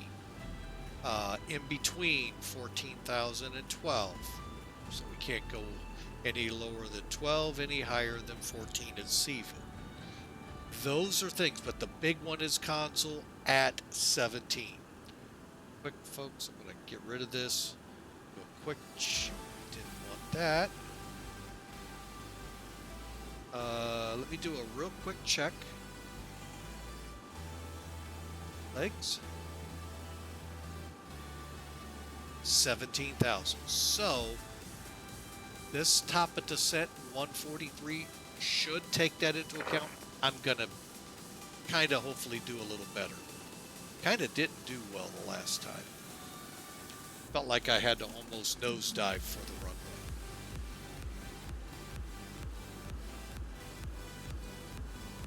Alright, so back to it. So that gets us to our initial for 24 right. And if you wanted to know, there it is, way out there.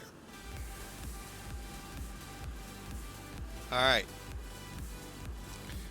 We'll start up top here.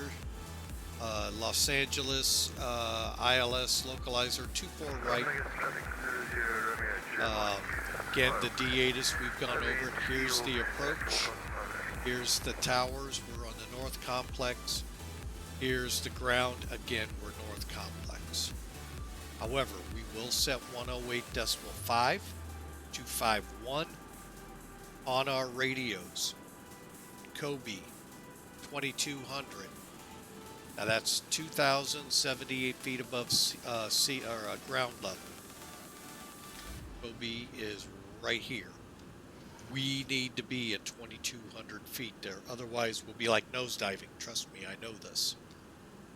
Decision altitude 322 feet MSL, 200 AGL. Here's the mist, basically out to Rafis. Here's the what's needed. So here's what we're going to be doing. I'm going to bring up the vertical with it. So at Sivu, if you remember, we're between 14 and 12.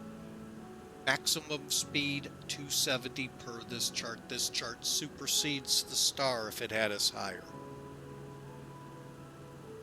Now, we'll proceed from here. What's the number 1? Hang on. Number 1 means I'm at or above 12,000, at or below 14. Sounds familiar, doesn't it? So we're going to proceed from here to Skoll. It's an 11-mile continuation at 274. Join. Not necessarily the local.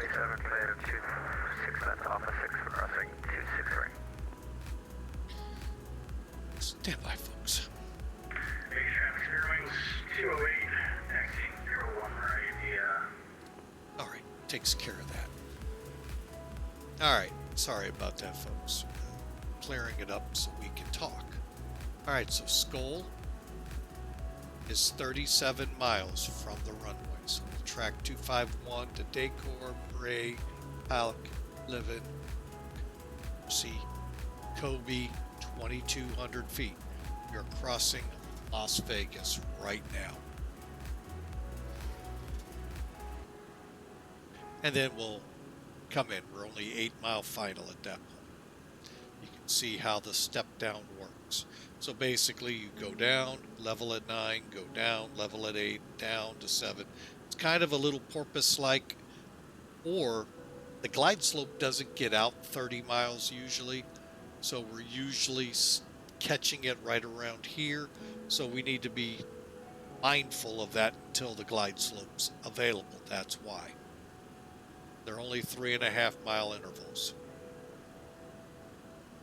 All right. LAX is 113.6. Our ILS is 108.5. 251 on the heading. On the course, sorry.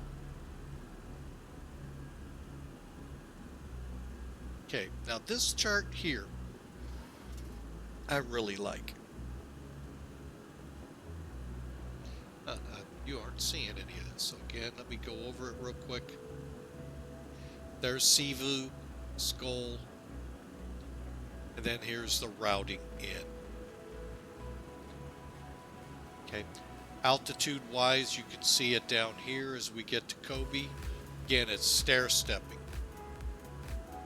10,000 to 9,000 to 8,000 and coming down. All right, now the chart that I was getting ready to talk about. Perfect. See if it works out for me. Yeah, pretty close. Hang on. All right, we're going to bring up the landing information. Looks like right as this point, 126, call it 140 for our arrival. So we'll take the number here, 140. So as long as we do about a 750 foot a minute or so descent, we'll be at a 3-degree slope from Kobe to our missed approach point, which is 2 minutes 45 seconds later. We don't see that runway, up we go and out to Rafis or around and try it again.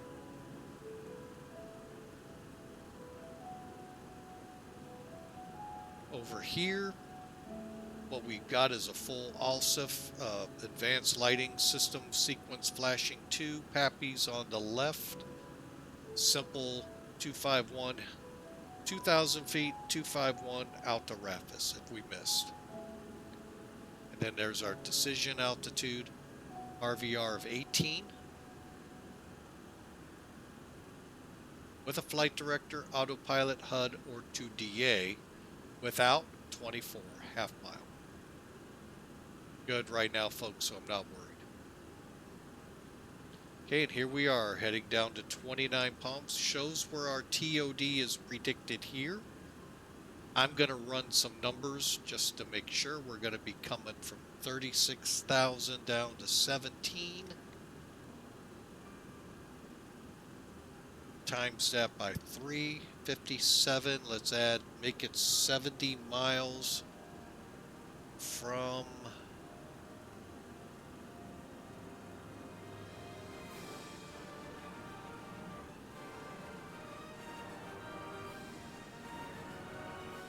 console. 19.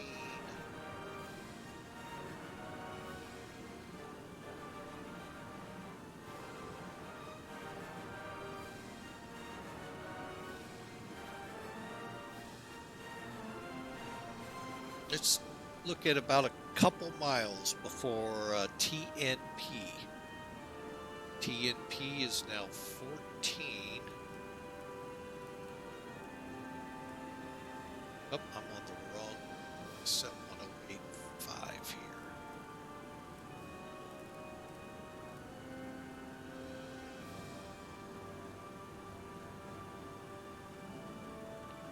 A 14.2, is it? Yep.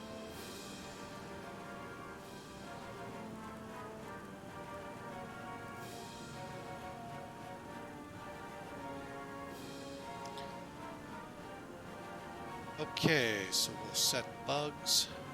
Alright, so basically flaps 30, 126, and here's the numbers.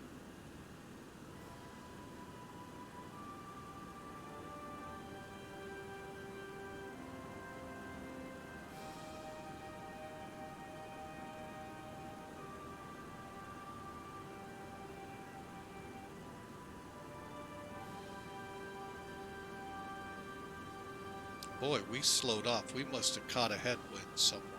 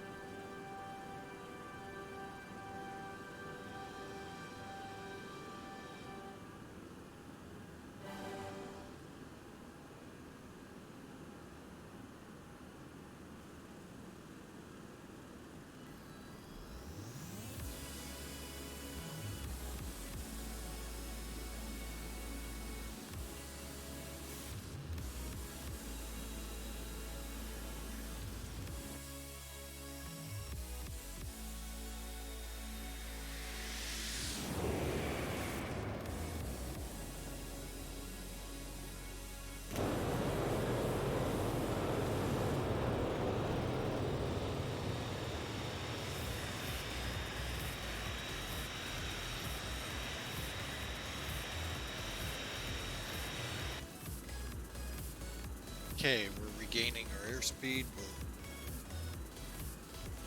gaining here.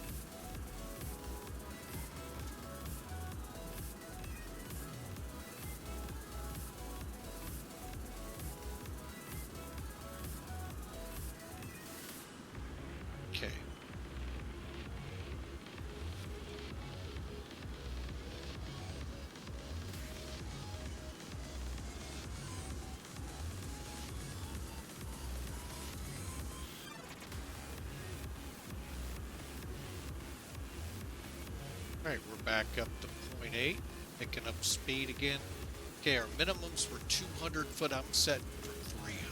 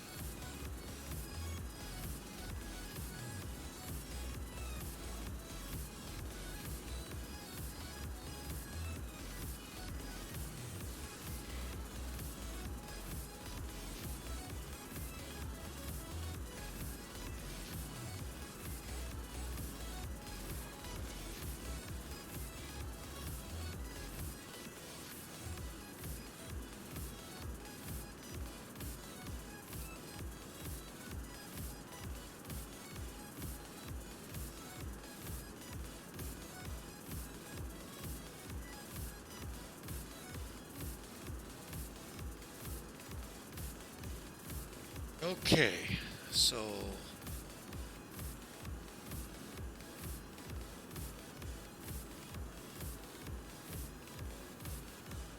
time to get my number in my head.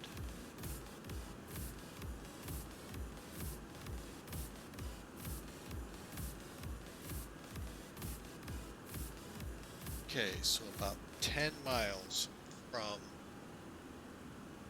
second.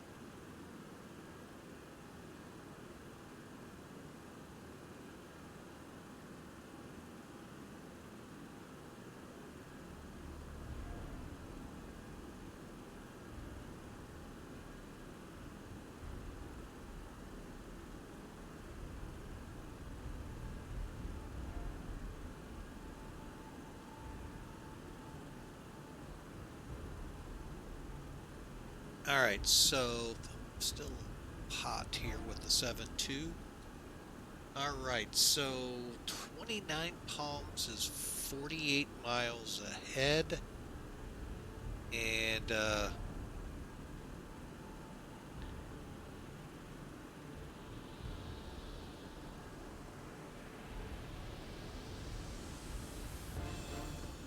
looks like Burbank is staffed up. Huh, interesting.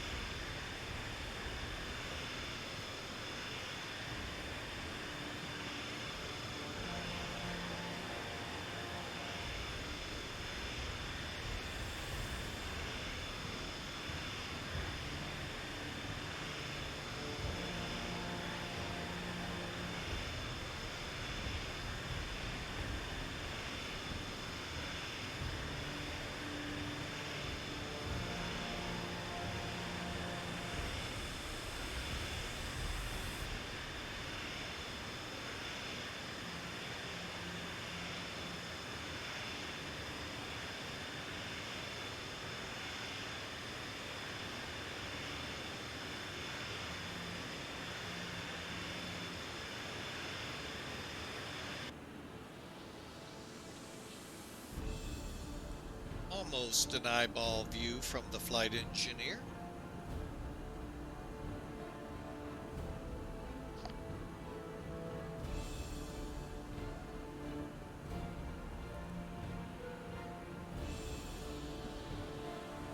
Okay, we're about 26 miles.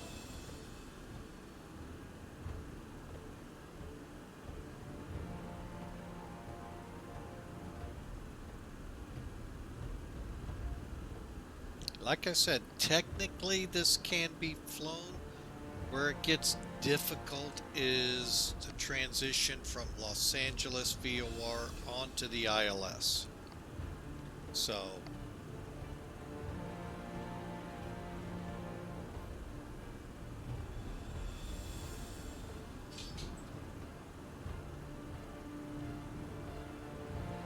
alright, descent checks.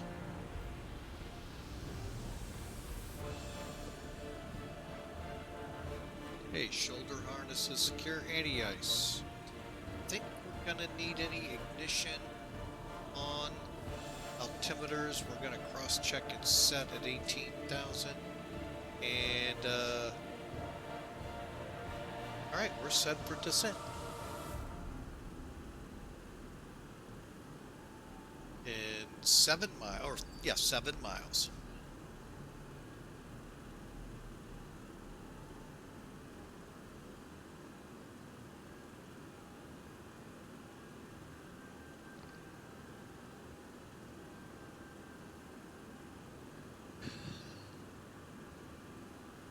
Oh man, my dog. He's a nut.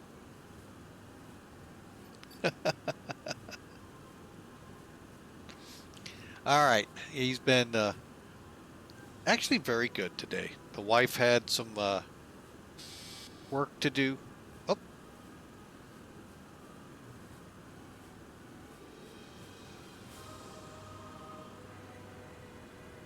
hang on just a second, folks.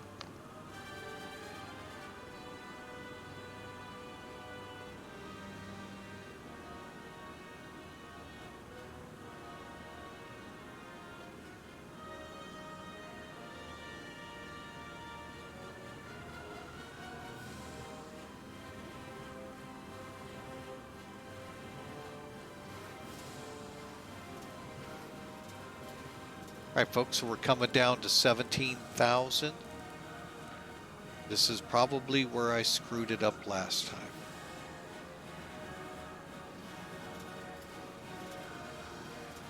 All right, we're starting down, power back a little till I get our vertical rate set. This is something I like about the 747 that I hate in this aircraft. The 747, I can see a number gauge on the inside of the gauge. If it's there, I can't read it.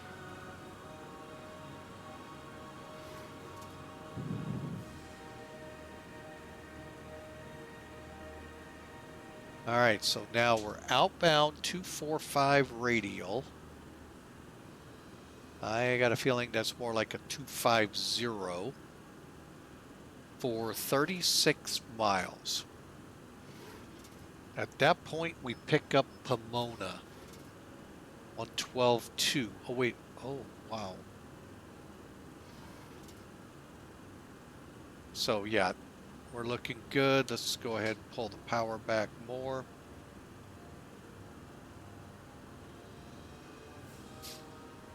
Okay, so we are now coming down, folks.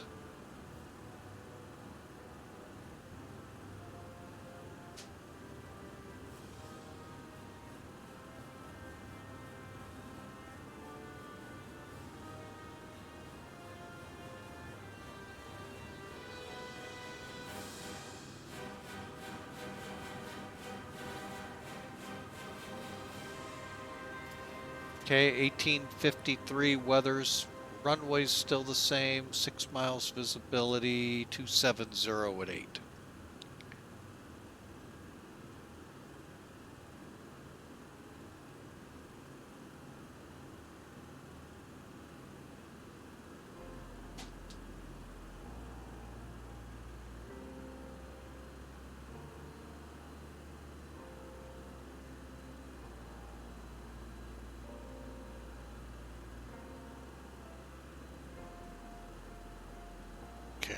make sure we're coming down at a decent angle, folks.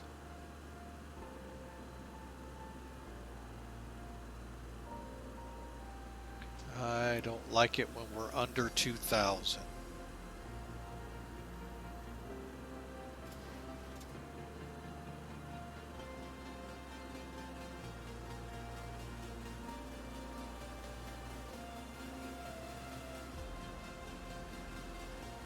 Okay, again, 36 will be Puma.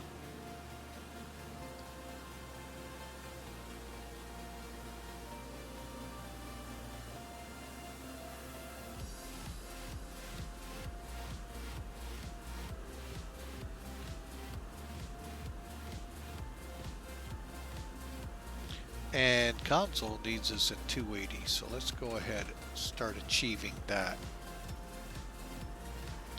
Good thing is we can use our little speed bug here to help us. Say it's right there. Right there. Okay, it's off.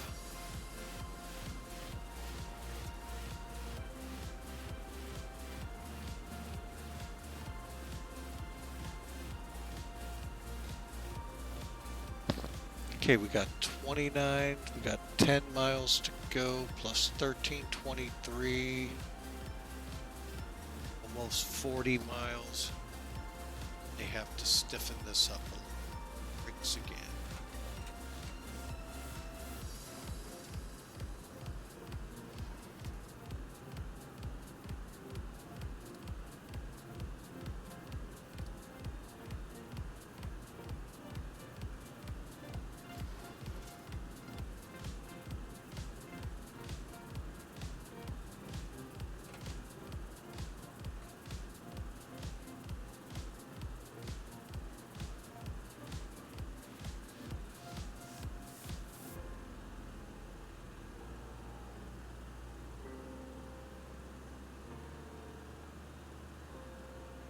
Alright, so there's 36. We're going to now transition to 29.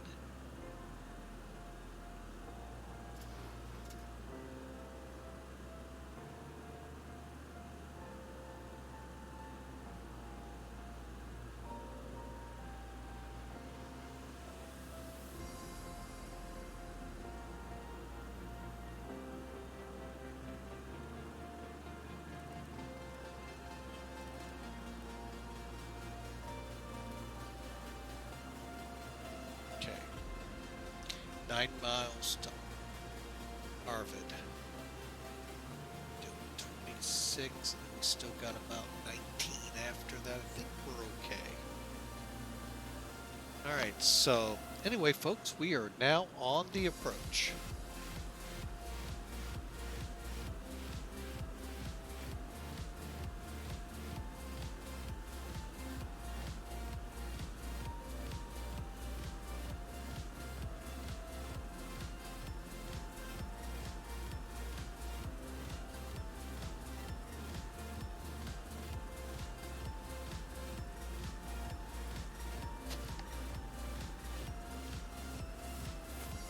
Alright, we're getting a little fast because we got to come over that at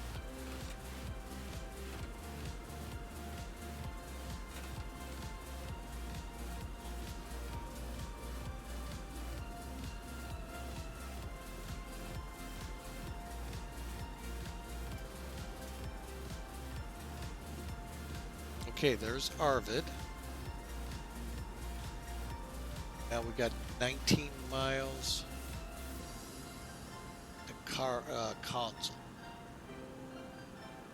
That'll be DME 21, folks.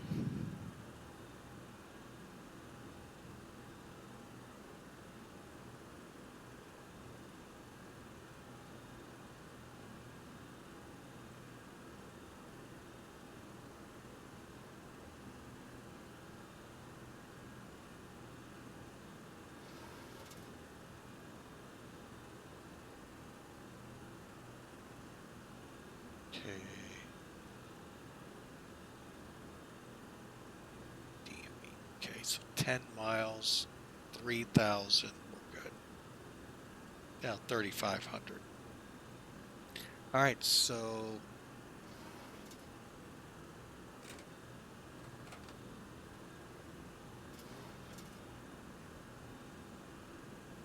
well, one fix I see they've done is the outer one seems to be holding better.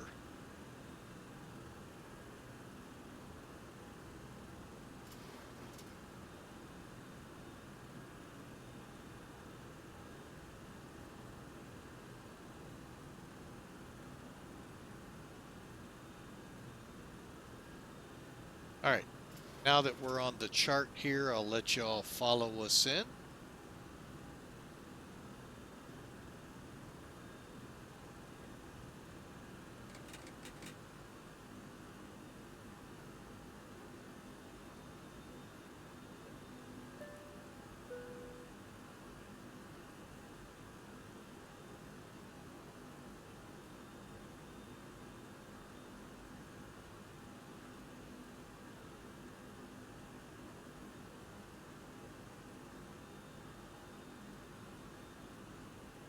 All right, so here we are, we're 1,000 high.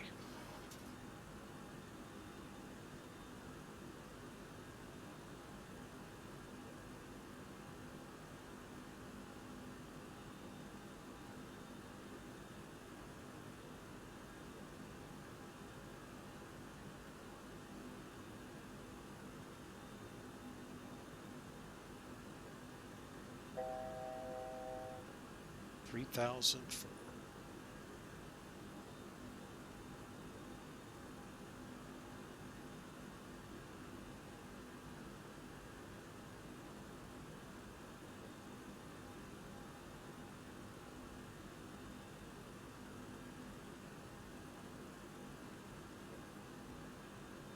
All right, so let's continue this down to 10, 12.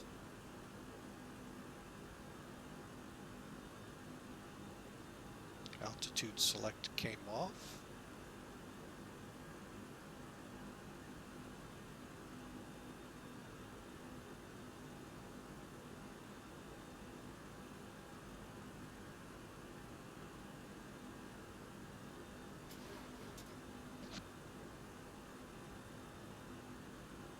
Let's see, do we have any 250 restrictions? No. Okay.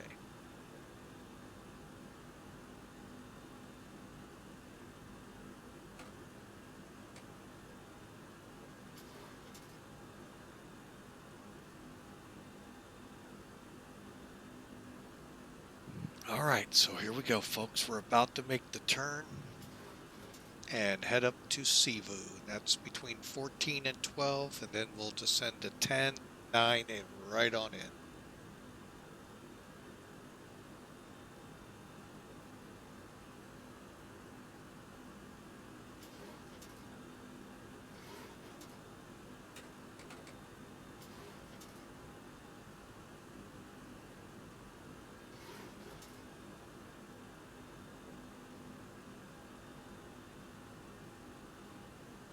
I'm going to steepen us up just a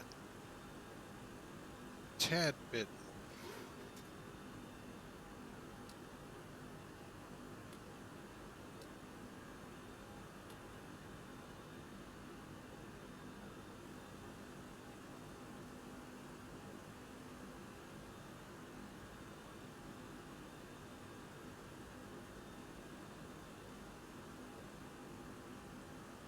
Okay, and we're in between where we need to be.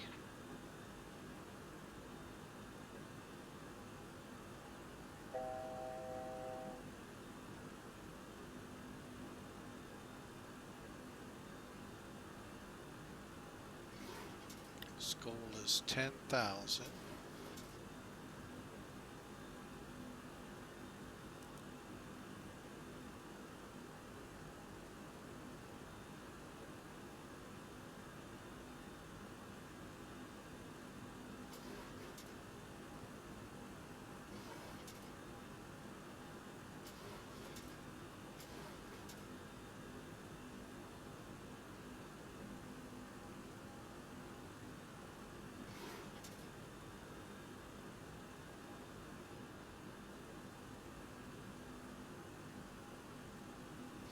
All right, and now I want to in. Is it 13.6 for Los Angeles?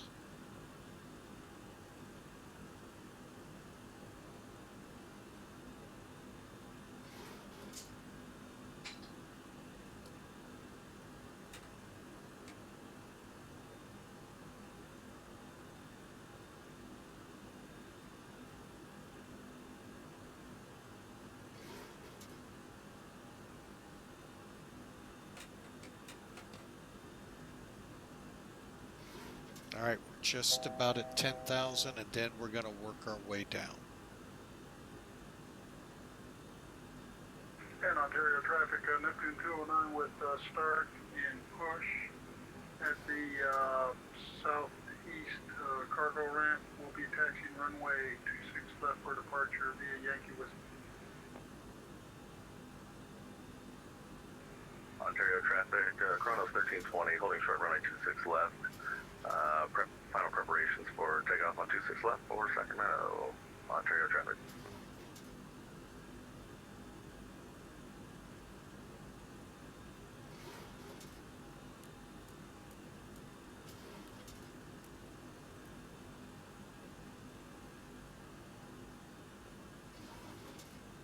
All right.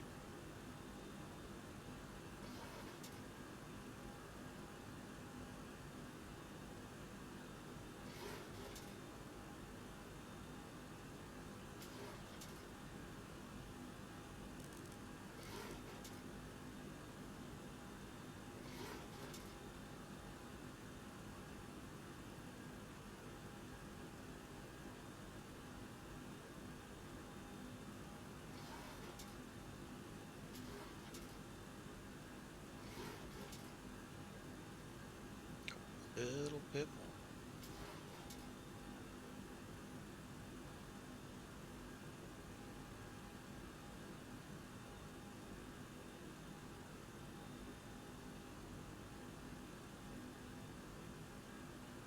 Okay, Bree is 8,000. We'll be fine to that.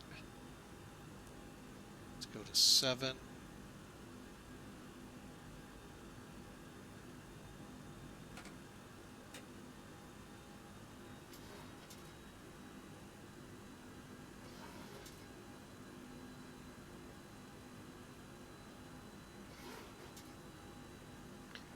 Okay, so we're going to come off.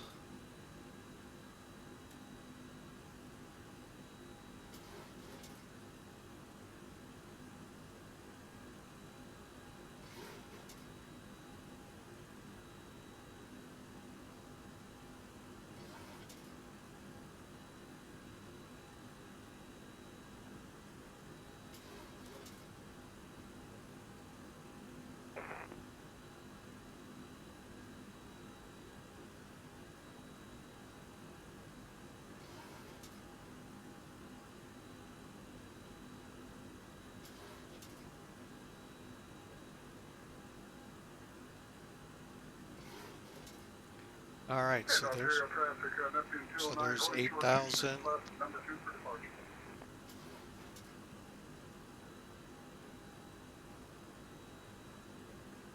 Alec, okay, so let's go 5, and we're going to get a little steeper in the descent.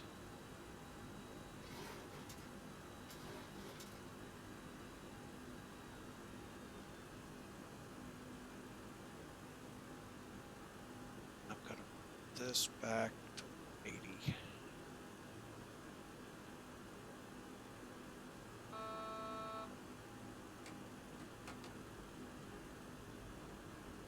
I think we can get the localizer now.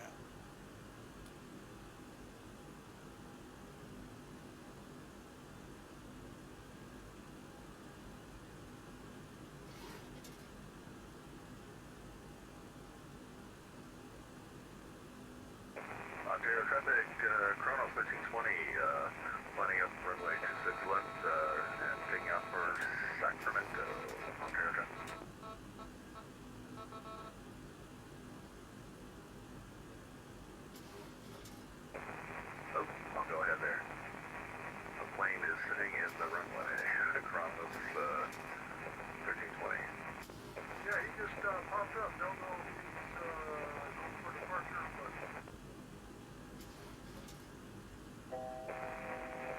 copy that. I will stand by here. We'll wait and see what happens here. Chrono 1320. Okay, I'll go ahead and line up on DC stuff for you. Yeah, go right ahead, sir. Have a great day.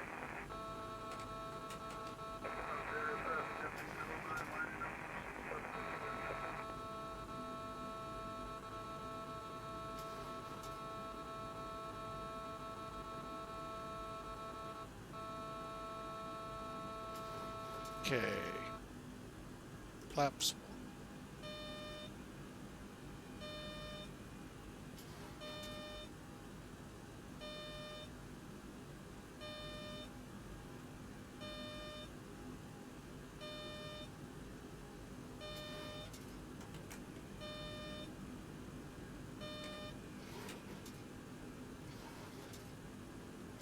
Think I got the runway in sight, folks. Sorry, Los Angeles. with other traffic talking, it's tough for me to talk. Pushing back, stand 15, like Los Angeles traffic. Because everybody has to hear themselves on VATSIM.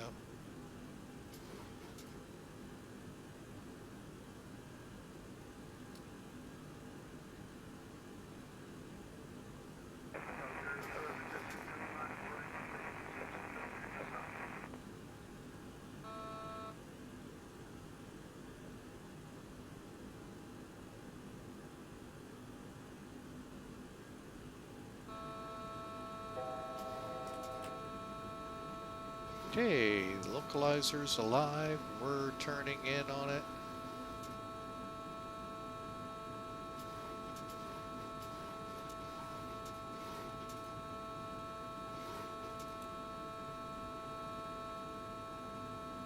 And we're in the cloud layers right now.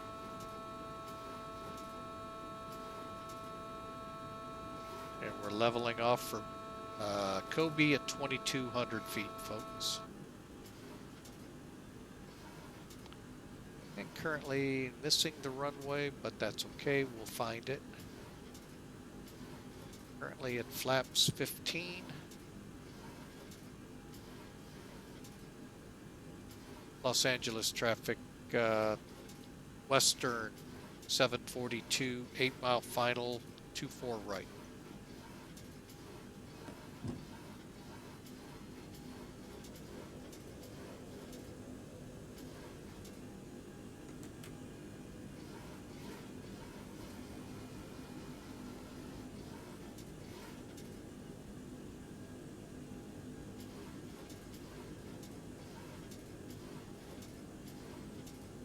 Okay, I think I have the runway. Let's get beyond an I think and make sure.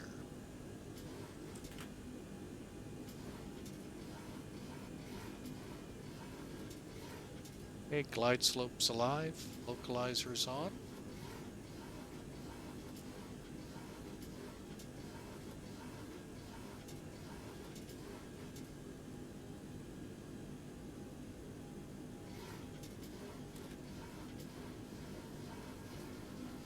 Okay, glide slope made. It's 140.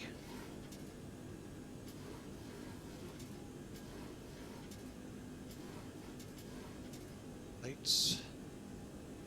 Okay, let's get flaps to 30 and figured. Southwest 215, taxiing Harlington, runway 25, 24 left. Roger, rate stage 706, 17 mile final, 24, there's 25 left, Las Vegas, across Los Angeles.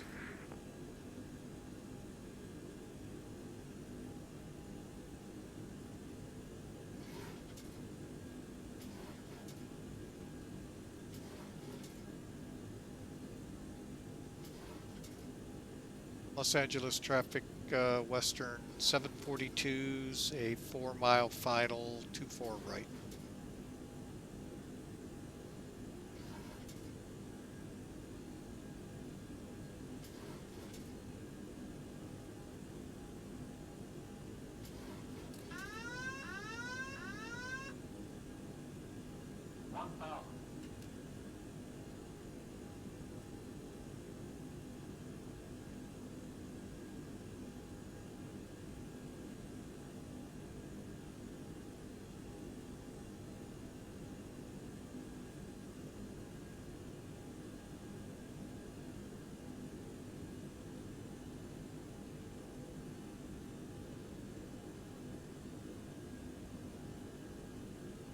All right, folks, we are short final 24 right.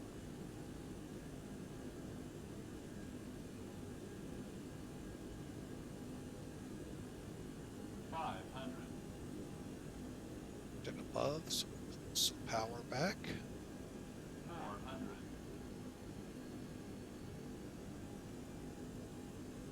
Minimums.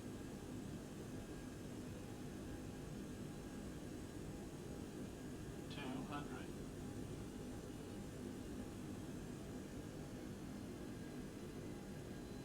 Runways made, landing. 50. 40. Los Angeles, traffic Southwest 215, line up at takeoff, runway 24 left, Los Angeles traffic.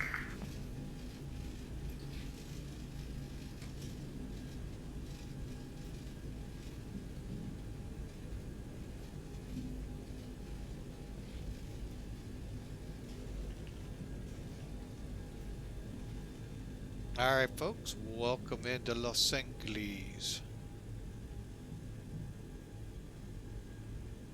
Out of reverse. That's traffic, right tape 7067 out to 5 left. LA.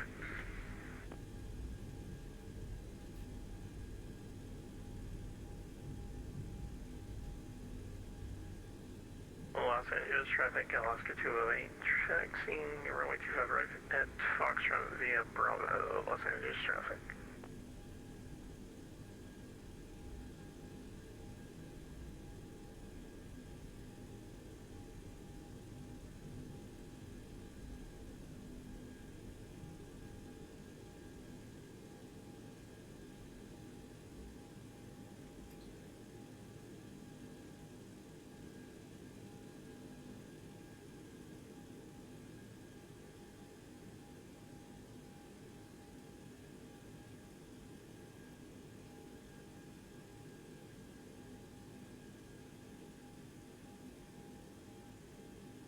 I don't know. I haven't seen them either, folks, so.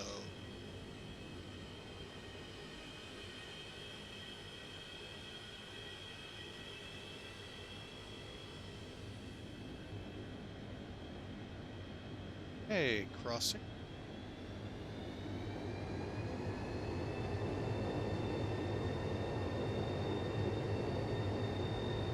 Western 742 crossing. 24 left. Alpha 4.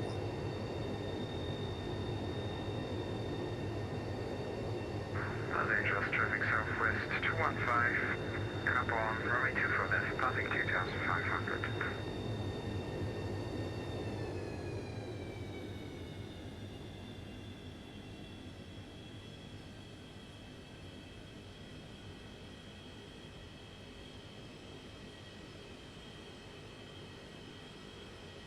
Western 742's clear of 24 left.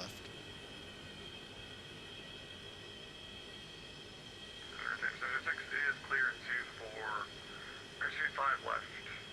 Taxiing to the ramp via Hotel 2, Golf, Bravo. All right, folks, I haven't seen the landing rate yet. Not too worried about it. Looked pretty good on my end of the scope. We'll see it when we get in here.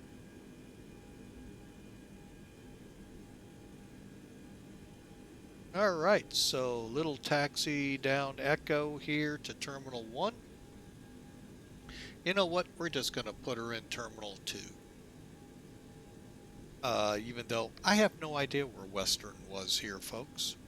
It's an airline I've actually never seen in real life. So,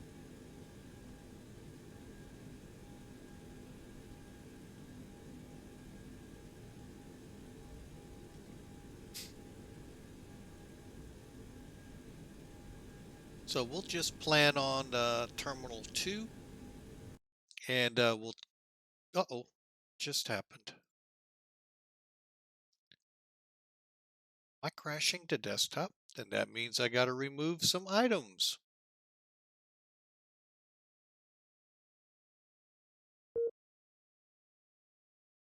We are crashing to desktop. Boom. How about that, folks? That stinks.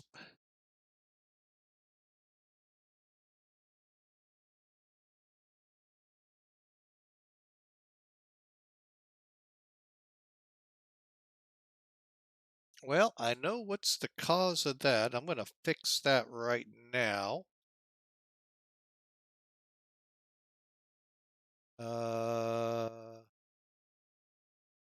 Resources.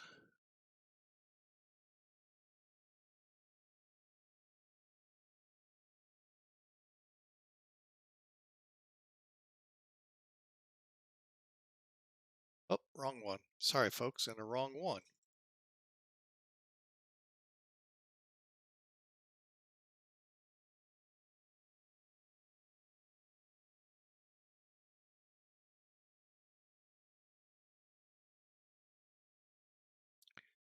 All right, real quick fix, and then I'm going to try something here, folks. I don't know if it's going to work to get credit.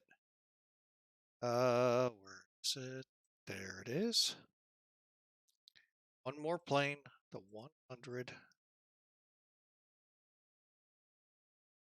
Hey, I always figured, you know, if you fix it, you give me an up. Oh, why didn't it delete?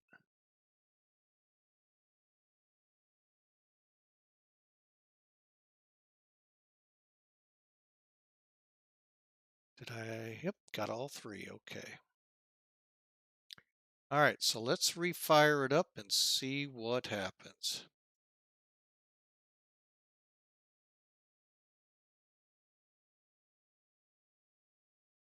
I'm pretty sure I won't be able to get what I want, but we'll give it a shot, folks. What the heck? Otherwise, we'll file a manual and see how that goes.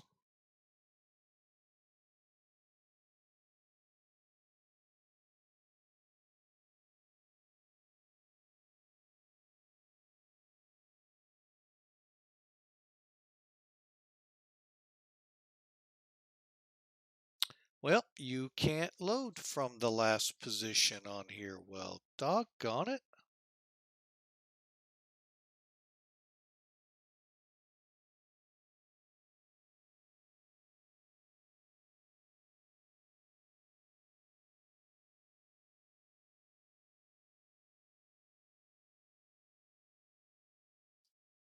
Oh well.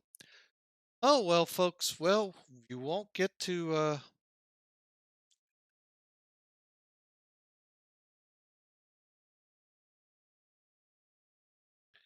that stinks. I was kind of hoping to get to where I was. That's okay.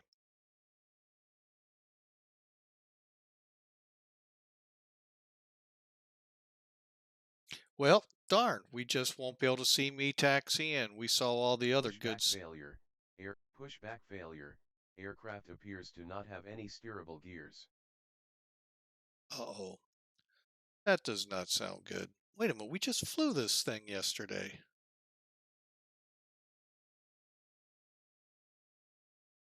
That stinks. Oh well.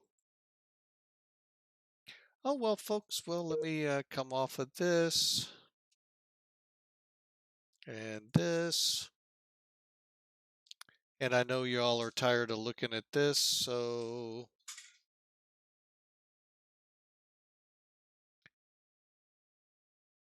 all right. Well, we crashed to desktop, folks.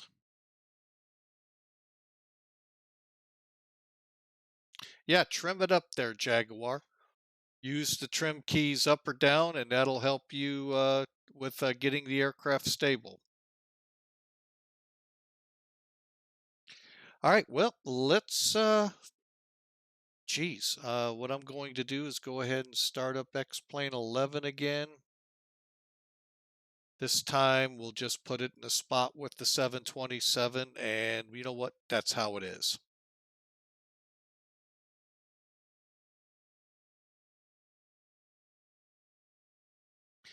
I thought there was a way to load up from. I guess not. Now that I think about it, no, because you can't go back and look at your takeout, your landings and takeoffs. once the flight crashes like that. All right, well, oh, it put me at Ted Stevens too.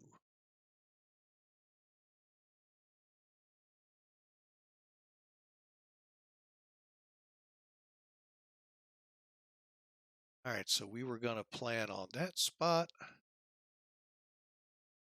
So we're just going to put ourselves there and call it.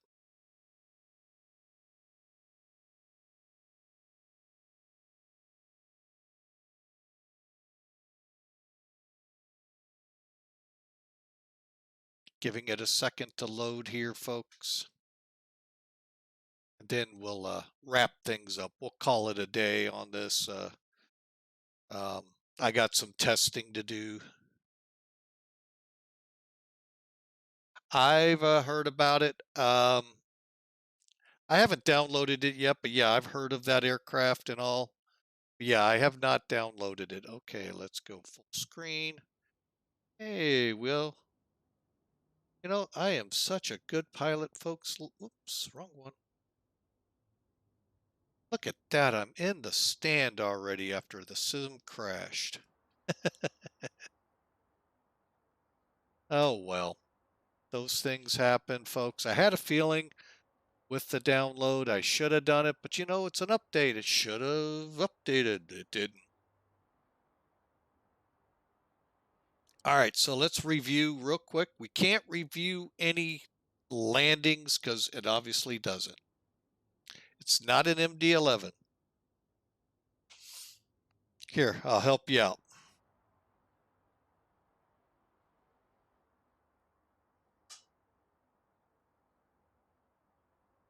It's right on the engine. It's one of the most popular planes ever built. Actually, one of 3 popular types of aircraft built. 707, 727, and probably one of the most popular, the 737. So then you've got the 777 and all of them that are very popular right now. But anyway, let's take a look at Sim Toolkit. Oh, let me take care of this. Actually,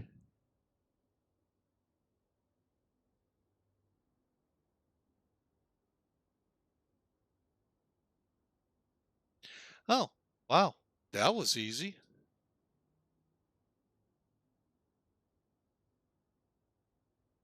To each their own and their thoughts there, Jaguar. It was an extremely popular aircraft.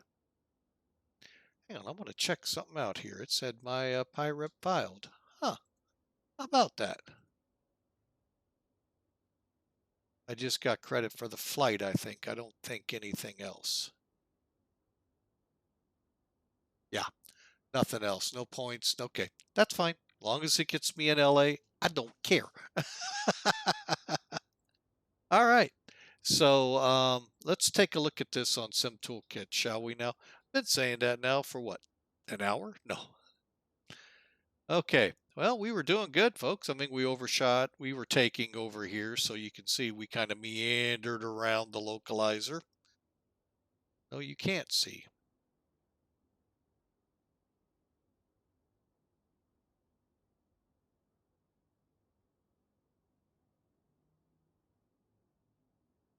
There we go. Now you can see how we meandered. All right, so let's, I probably have to go up here, finish the flight, and okay.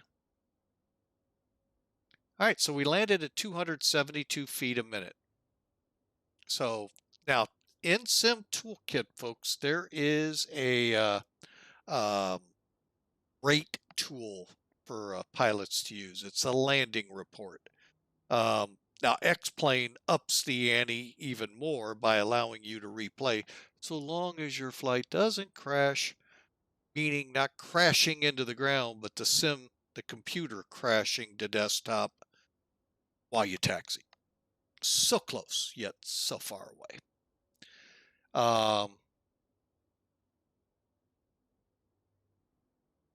So Here's the route.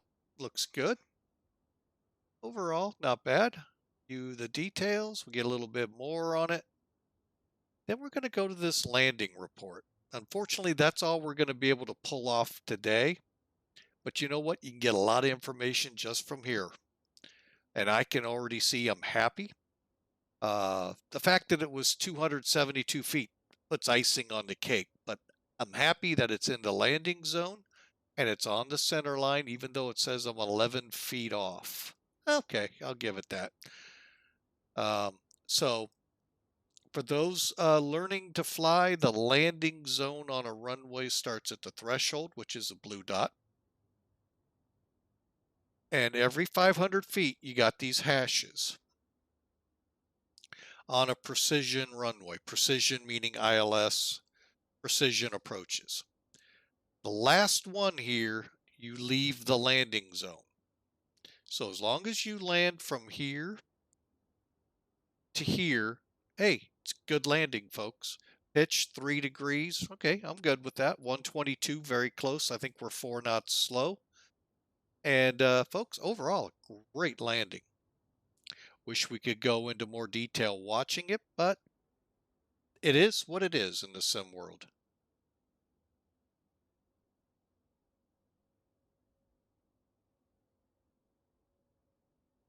True, but what is looked at as where you're supposed to land, that's where you're supposed to land. Now, is the FAA sitting out here in an FAA cop car? No. Although, they could be up in the tower watching you with some pretty good handy-dandy, fancy binoculars. So, but yeah, folks, that's what the airlines strive for. The pilots do not get this number on their landing. As far as I know, at least definitely in this plane, they didn't. Maybe today the ACARS systems in there may give it to them. They're worried about getting it down on the ground, into landing zone, and to prop up their chest as lightly as possible, or as what we call greasing. So, and that's what this landing was, and quite frankly, a really good one. So, but folks, we're in Los Angeles. I want to thank you all for being a part of the stream. I wish we could do a replay of the landings, but we can't. And the good thing, I only got one landing out of this one, folks. So, it is what it is. So I am going to go ahead and end the stream here. Nice, SR-71. Well, I stream kind of earlier than most, so here in the United States. So just so I can have time with my family, and also the fact that I work 24-hour shifts. So I'm kind of tired, and we'll ease up here. So hope you all can make the next one. I'm not sure if we'll stream tomorrow. It'll be a pop-up surprise if I do. So for now, folks, I'm just going to leave you here on the ramp at LAX. Can I? I sure can. Get this thing slightly powered up.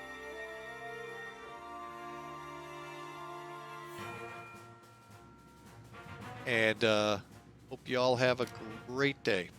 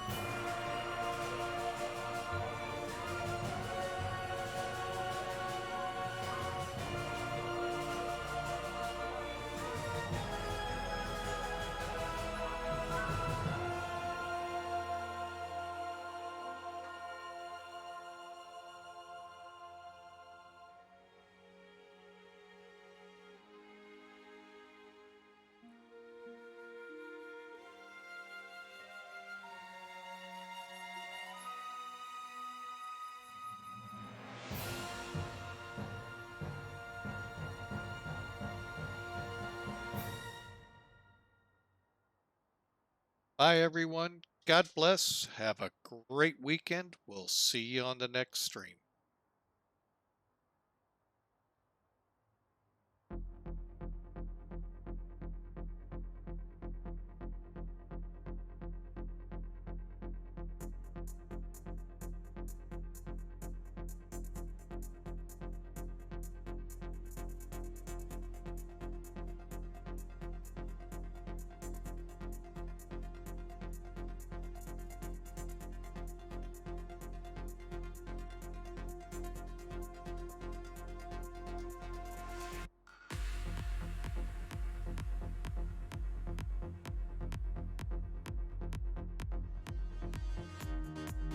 Los Angeles traffic, Delta 1294, taxi runway 24.